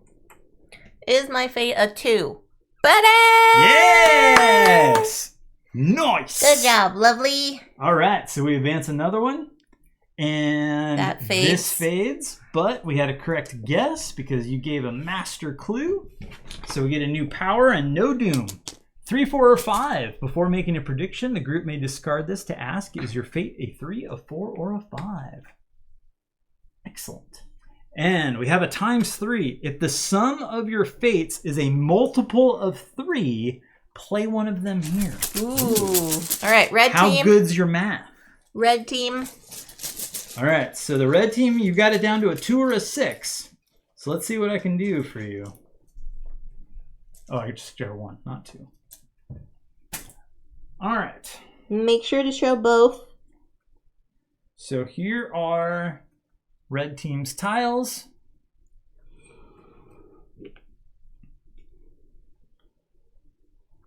Okay. Okay. I'm gonna go get some more water.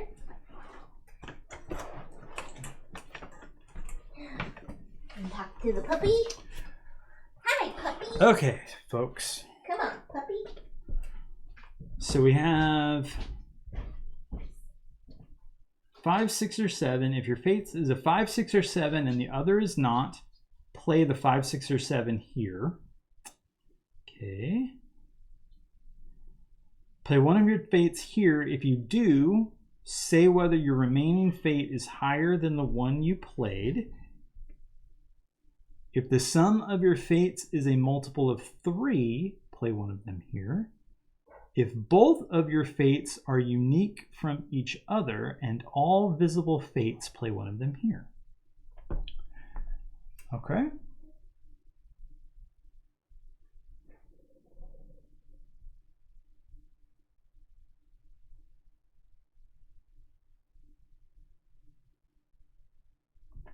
All right.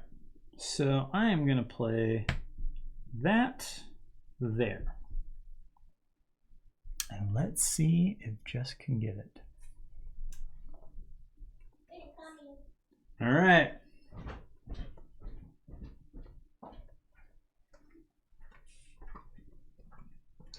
Oh no, Cody fell down.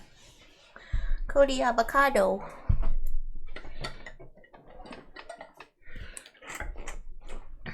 Okay. Where did you play? The 7? Played the 7 right here. Okay. Cody Avocado. Ooh, so Jess has a slice of her chocolate zucchini bread that she made. That is really good. It's a way to use up giant zucchinis from a garden, which my parents had. And you know, it's a great way to eat some veggies covered in chocolate. Oh, it's so good.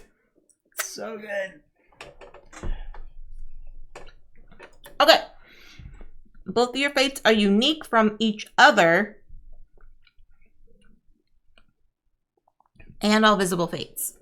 Play one of them here. And we're on red player. Red player. And that was already visible. So please flip over your 2. Okay. I am guessing yours is a 6. Is it a 6? It is a 6. Nice. Good deducing. All right, so we caught up to the doom. And this fades because the 7 has 3 pips on it, and this one only carried 2. But we had a correct guess, so we don't have to take a doom. And now we have cycle. Before playing their fate, the active player may discard this to replace an Arcana card with no fates yet with the top card of the deck. Ooh. Okay, that's interesting. So if you don't have a good card out there, and we can always see the top card of the deck, so we know what's coming. All right, so time for gray player. All right, so our new card, if both of your fates are the same, play one of them here. Well, that's a pretty specific situation. But that does tell us, I mean, if you can play here, then we know exactly what your fate is. If you play something here, then we at least know, or if you don't play there, then we can assume that your fate is not the same, because why would you not play there if you could? All right, so red is revealed.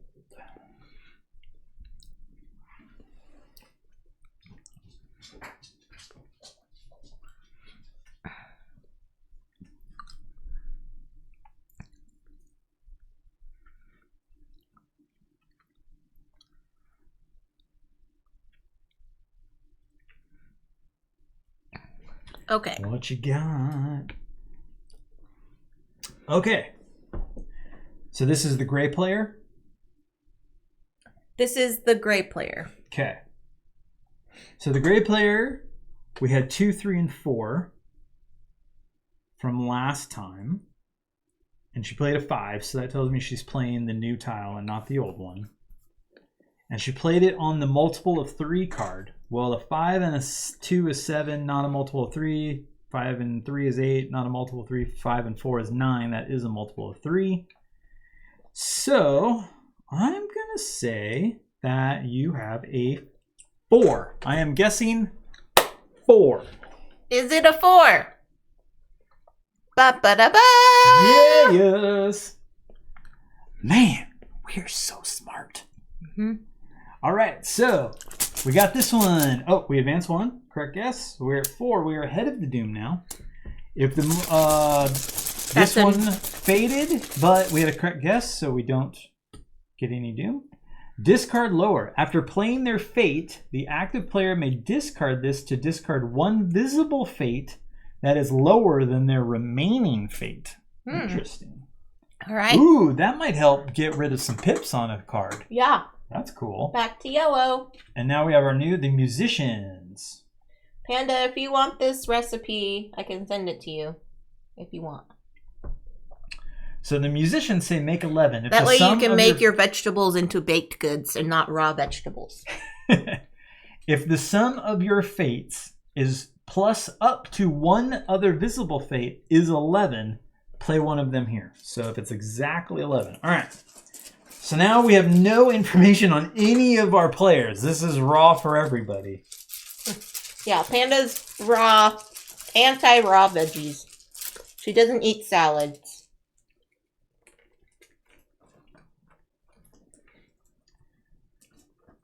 All right. Okay, I'm hiding. So this is for yellow player. Here's what we got. Okay.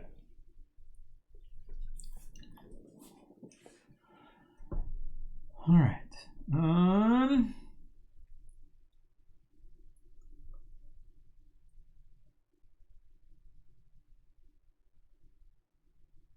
Okay.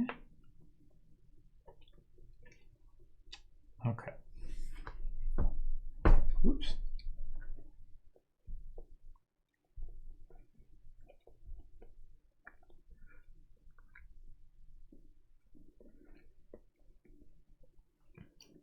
We have this logic book that we go through, and on some of these, when it says like higher or lower, in this game, it is exactly higher or lower. It's never the same, even though there's multiples. In the logic book that we would do, when they would say higher or lower, it could be the same number, which would throw me off sometimes. So it'd be like higher or lower than 4. So you're like, okay, it could be 5, 6, or 7. 1, 2, or 3. It could not be 4. But in the puzzle, it potentially could be 4. So like none of your deducing would count for anything. Very annoying. So we had to go in with some of those puzzles with that idea in mind of like, well, it possibly could be 4. So what other factors, what other factors would go in to help cancel that out? Yeah. I wouldn't necessarily say it's a bad puzzle, Panda. It's just more, you just had to leave your guessing to more than one clue. Like you couldn't just rely on one clue to give you the total answer. But yeah, I was frustrated. I was like, what the heck?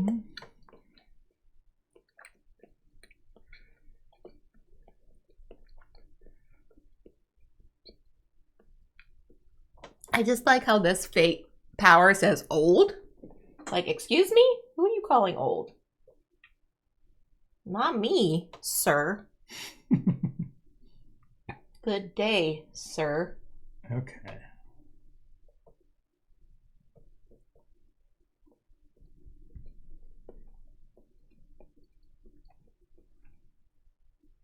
Hi, puppy. No, you can't have any bread.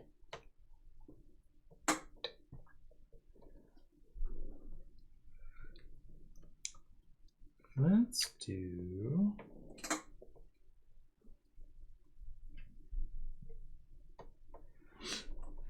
What you got, sir?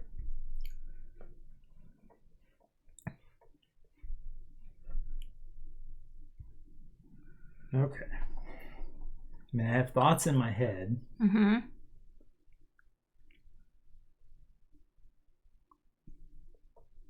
All right, I'm going to do this. All right, play one of your fates here. If you do, say whether your remaining fate is higher than the one you played. Higher.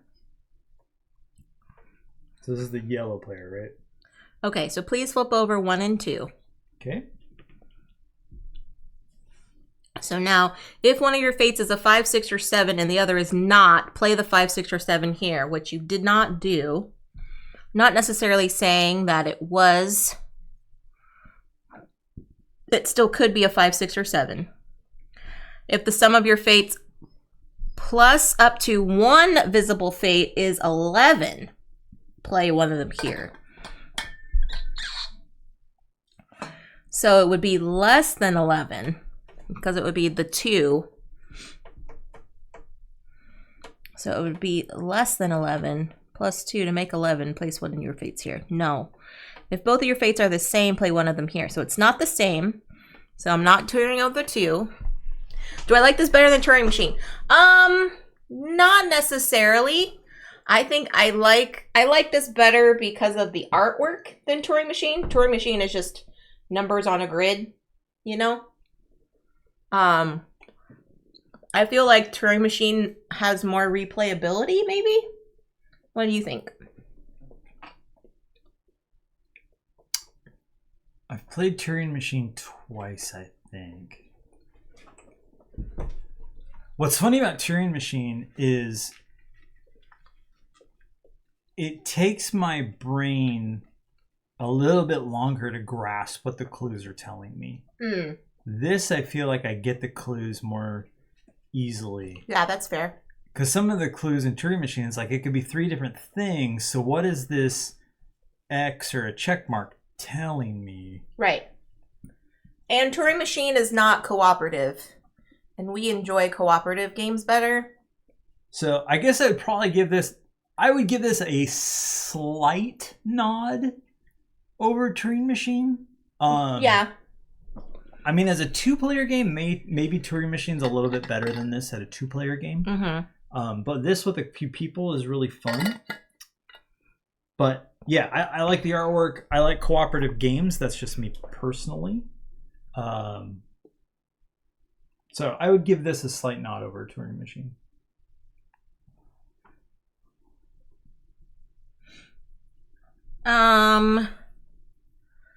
Okay. Because this also gives you that question of like, okay, Jess in her mind has to think, David put that there specifically, so that tells me something, but he also didn't put it anywhere else. So what does that tell me? Right. And Turing Machine doesn't have that, right? Like you're just choosing the one that you chose. Yeah. Yeah. So this gives you some of that, like, did he not put it there because he couldn't put it there? Or did he not put it there because he would give more information if he put it somewhere else? Like, having those kind of questions in your mind is really cool. And that's very true, Panda. Like, Turing Machine is a race. Like, yes, this is kind of a race, but there's way to mitigate it so it doesn't go as fast. Because your doom clock is the race, essentially, right? Yeah, and if you're playing Turing Machine against somebody who's, like, really good at logic... Yeah, you're host. You're basically host. Okay, I'm going to play this card, which is 3, 4, 5. And I'm going to ask, is your fate 3, 4, or 5? Yes. Okay, so please flip over 6 and 7. Okay.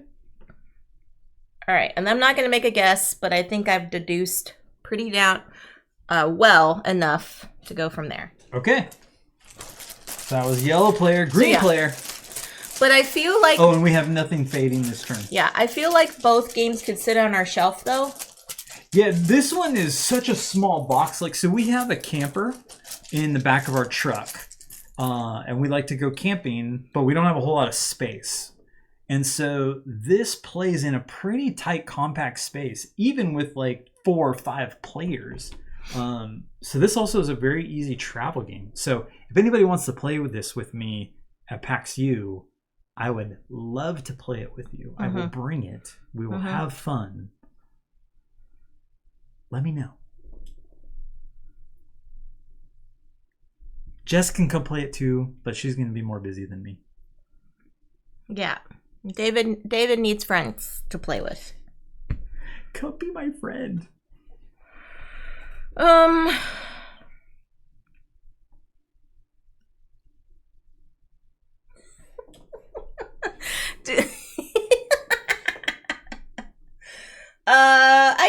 I guess. Okay. Uh-oh. Okay. What's that mean? You're going to say it's not higher, huh? What? All right, so is the 6, is your other tile higher than a 6? Yes.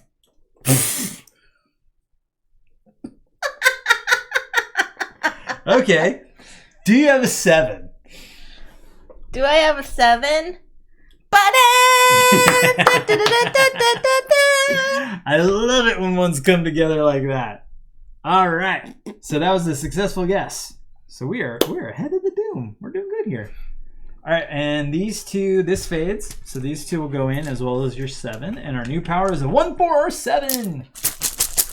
And our new Inevitable. Okay, this is red player or is that yellow player? Oh, this is yellow player. Yeah, please don't move those. Thank you. Yes, now that we have 2 players, it's... so the inevitable. Play one of your fates here. Each turn, I fade if the sum of my visible fates is at least double your unplayed fate. Ooh. So that doesn't activate until we actually put a fate tile there. Right. That's what we've decided. Well, the other one we decided did, but this one has a condition that says my fate has to be higher than something else. I know, but the other one said that too, each turn or whatever. Well, it said each turn, it just said I fade, right? If somebody Yeah. plays a 1 or a 2. But then it said play a 7 here, and we didn't, so I don't know. I think we played that all right. Okay. Okay, don't look. Did you look? No. Are you sure you didn't see that? No. Okay. Do new ones. Did you see? I didn't, but just Okay. Easy enough to redraw. yeah. No harm, no foul. I don't know. All right, so this is red player. Just has no info. All right, just don't look. And here come the new numbers for red. All right. So what do we got? Okay.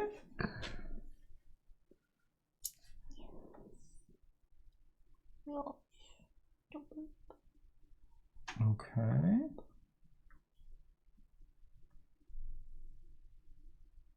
So I'm guessing this has to be like immediate, right? Like I fade if the sum of my visible fates is at least double your unplayed fate. Mm-hmm. So that's gonna happen like right away. I think so. We'd have to look up the rules. They're not in there. This is one of those new cards. But online they have all the rules on the website of the game, the publisher. Yeah. Miro, what's it called? Miromorph, MEROMORPH. Miromorph Games. Okay, so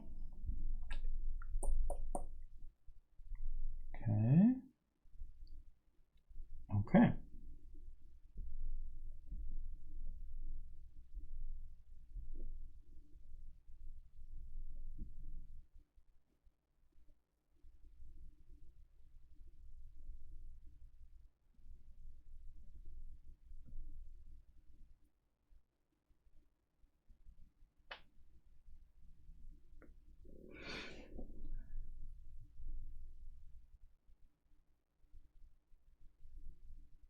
Do you know which promo pack we got? This is the Stars Below or something like that. Okay.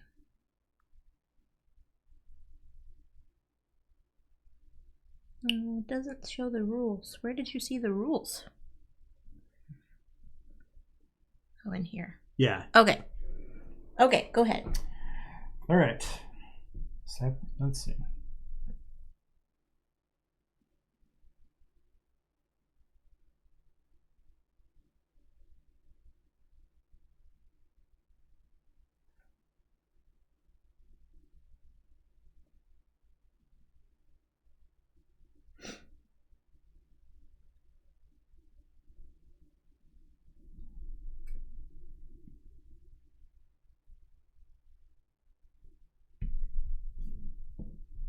Okay.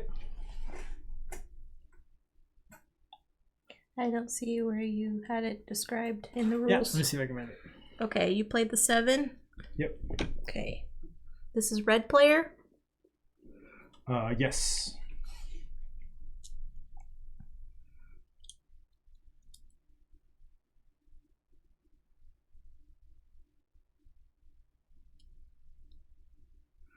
Okay, so if one of your fates is a 5, 6, or 7, and the other is not, then play the 5, 6, or 7 here. So he didn't play it here, which leads me to believe it is another 5, 6, or 7. If the sum of your fates plus up to one visible fate is 11, so even with 5, 6, and 7, if both of your fates are the same, play one of them here. Okay, so it's not the same. So please flip over a 7. Okay. Please flip over 1 through 4.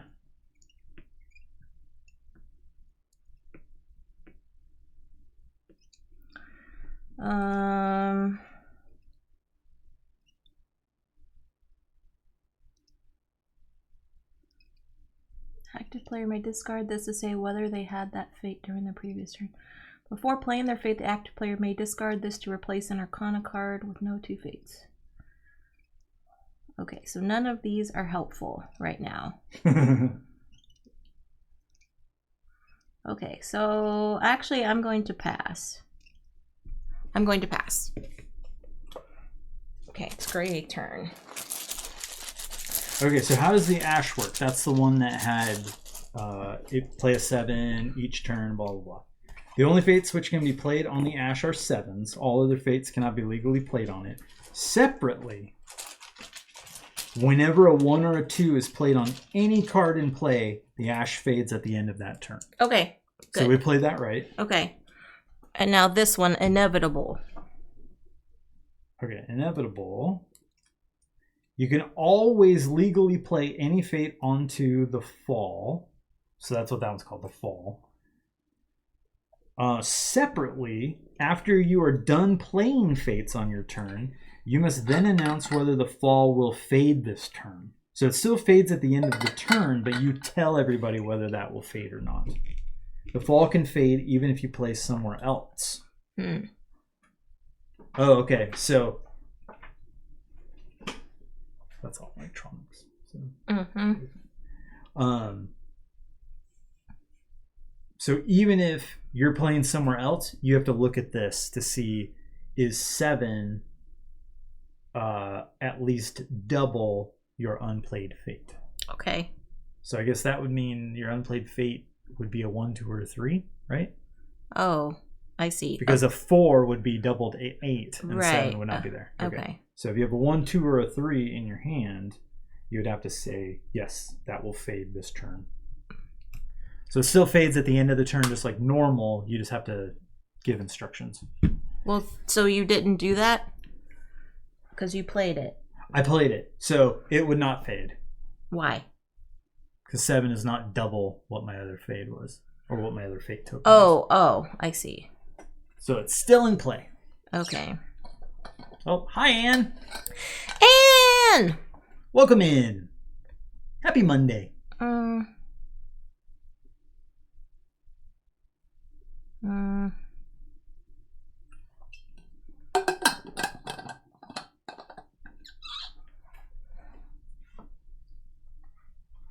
Oh, and then here. And 9717. You're definitely much higher than the 9,717th Anne in my book.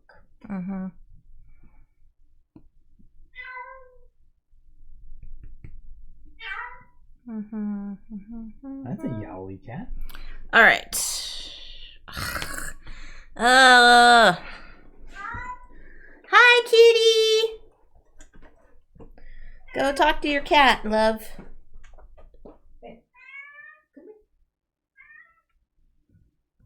She didn't know where we were.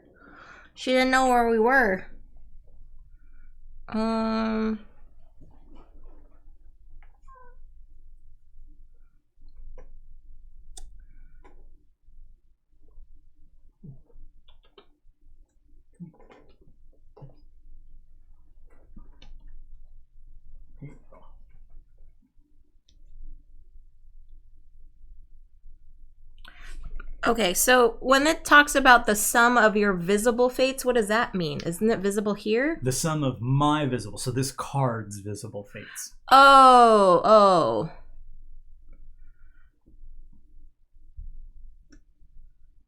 If it's double your hidden tile. Okay.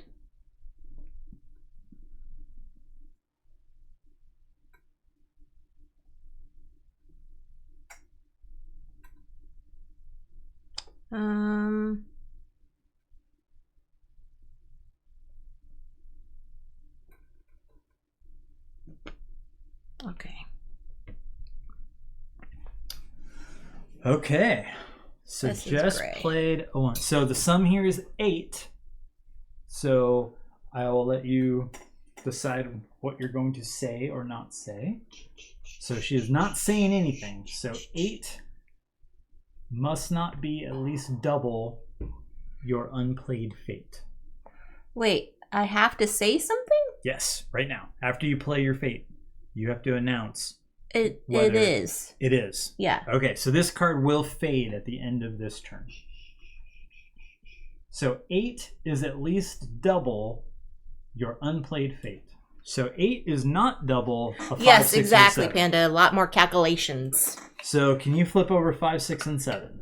Because 8 is not double that. But 8 is double of a 4, a 3, a 2, or a 1. So those we're going to leave in play for now. So you didn't play here, which if you didn't have a 5, 6, or 7, then you couldn't. You didn't play here.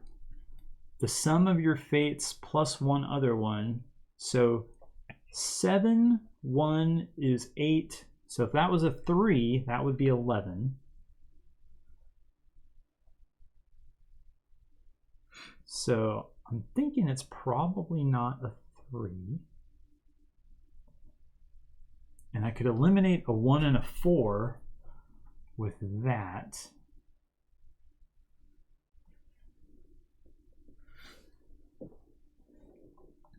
Okay, so I'm going to play this card. Is your hidden fate a 1, a 4, or a 7? Yes. Okay, so please flip over 2 and 3.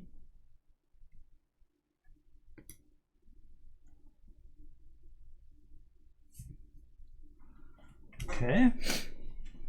So I played my one card. I've got a 50-50 shot here. This one is going to fade. So if I don't guess, we will get at least one doom. But if I do guess and I'm wrong, we will get 3 doom. 3 doom? I thought it was 2. 2 for being wrong, and then 1 for this still fading. Oh, gotcha. Okay, so 1 or a 4. Well, you didn't play here. So if you had 2 1s, that would make it very obvious. So I'm going to guess you have a 4. Do I have a 4? Ba-ba-da-ba! Yes! Yay! Good All job. right. So those all go away. This fades. No doom. Oh, we do get a boost for getting it right. Amplify. Attach this to the card that replaces it. The turn that card fades cause +1 doom, and predictions are worth +1 point. Ooh. Okay, back to yellow. Oh, need a new card? Oh, do we have to do that like right now? That sounds like attach this to the card that replaces it. Yes. Yeah, so I think that goes with this. So just slip it under. Okay. So +1 doom or +1 point. Back For to yellow. steal, after playing somewhere else, move a visible fate higher than your unplayed fate from another card to this one, if possible. Ooh. Okay, back to yellow. So I'm only drawing 1. Gross. Okay. Show both of them, though. Okay, so this is the new tile. This is the old tile. Okay. All right. So we have that.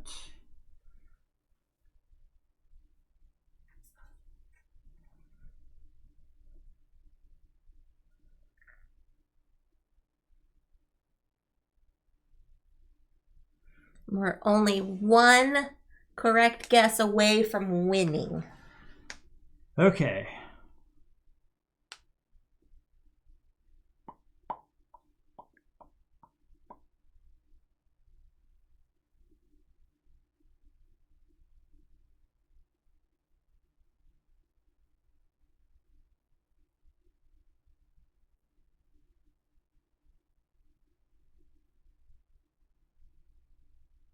And so far it's 3, 4, and 5 are my options for guessing. 3, 4, and 5.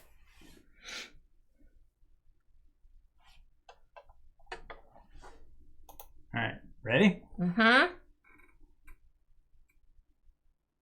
watching? Mm-hmm. Okay, so you placed a 5. If one of your fates is a 5, 6, or 7, and the other is not, play the 5, 6, or 7 here. All right, so please flip over the 5. I know, you moved it. Please flip over the 5.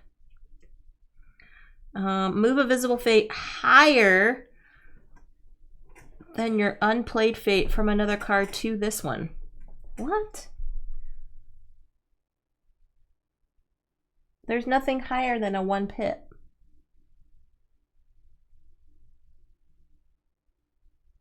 I think that's referring to the number. Wait, the number on the tile? Yeah. Okay.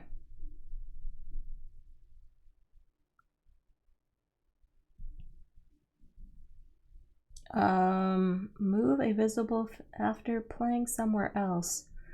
Move a visible fate higher than your unplayed fate.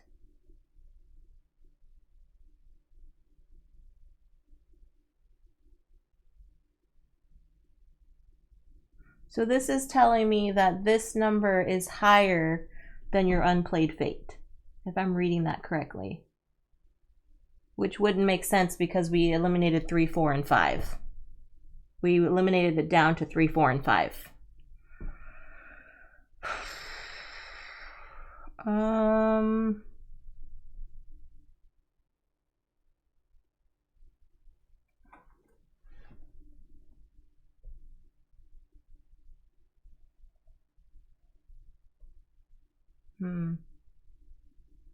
That to me is confusing then.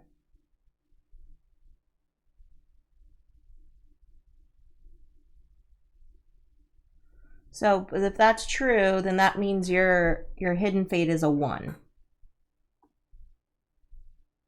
Which would negate the 3, 4, and 5, which is confusing.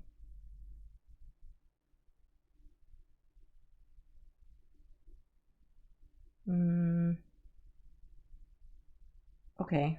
Well, I'm going to guess a 1. Is your fate a 1? It is a 1! Oh, wow. Okay. That was super confusing. And the reason was, this was my original fate. This was the new one that I drew. Oh. But I could not place this legally anywhere. Well, you could have also mentioned, you could have also played that too. Oh, I didn't realize that was something I could do. I thought that was something you had to do. No. Oh, yes, I would have definitely done that if I had realized. Because that confused me. I was like, wait, 2 is not higher than 3, 4, or 5. Yeah. No, I would have told you that. I was like, crap, I hope she asked me about that card. Okay. Yay, I got it though. I mean, thankfully it was a 2 because I was like, okay, here goes the 2. There's only one number that could be then. Yay, we did it! Magic wins. And that is the Shipwreck Arcana. So we are playing with the, what is this I was going to expansion? do the Stars Below. The Stars Below expansion. And After there's playing- 2 other ones? No, there's one other thing that you could buy that has Kickstarter cards. I thought there was like 3 different promos on the website. Well, there's like some 1-card promos. Oh, okay. And I think there's only the one expansion that you can buy that has this and it has the Kickstarter. We don't have the Kickstarter cards. Oh, okay. We only had this available, which had 5 extra cards that we got when we bought it. Okay. Yeah, if you weren't gonna like pull the trigger, I was gonna discard this and get rid of this too, just to really reinforce it that it is the 2. Oh wait, after playing the fate, the actor may discard this to discard 1 visible fate that is lower. Oh no, that wouldn't work. That wouldn't have worked. No. Yeah, so you should have done the old one. Yeah. But it's okay, it doesn't matter because we won. But that's why you got to talk through this stuff, right? Like you got to say everything you're thinking, because if you're not, then stuff could get missed. Because there's options out there. I did not realize that was an option for me. I thought that was for you. Yeah. But anyway, we did it. We got out twice. We got out twice, which was pretty darn impressive.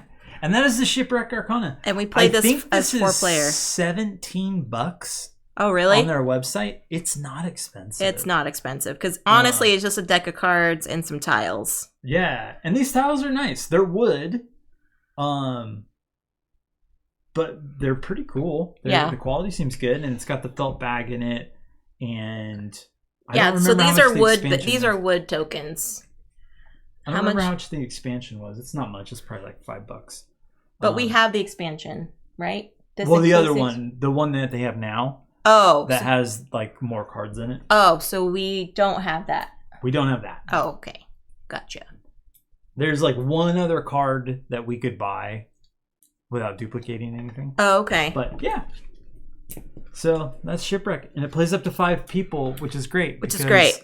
Sometimes you need a game that plays 5. Yeah. But you need people that like logic and deduction and co-ops. Yeah. That's a very niche market.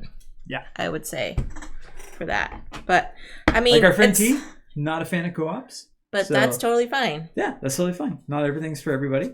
Yeah. And so they were like, meh. There's only 25 cards in here. So the base game comes with 20.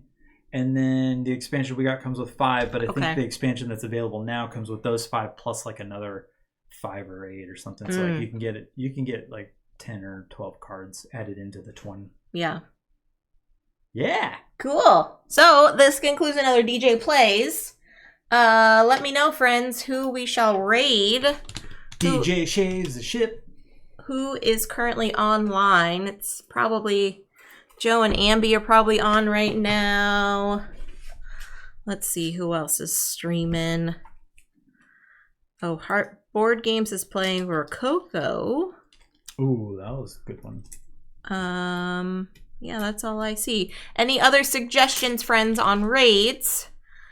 Otherwise, we'll send you over to more puzzles, more logic with Joe and Ambi.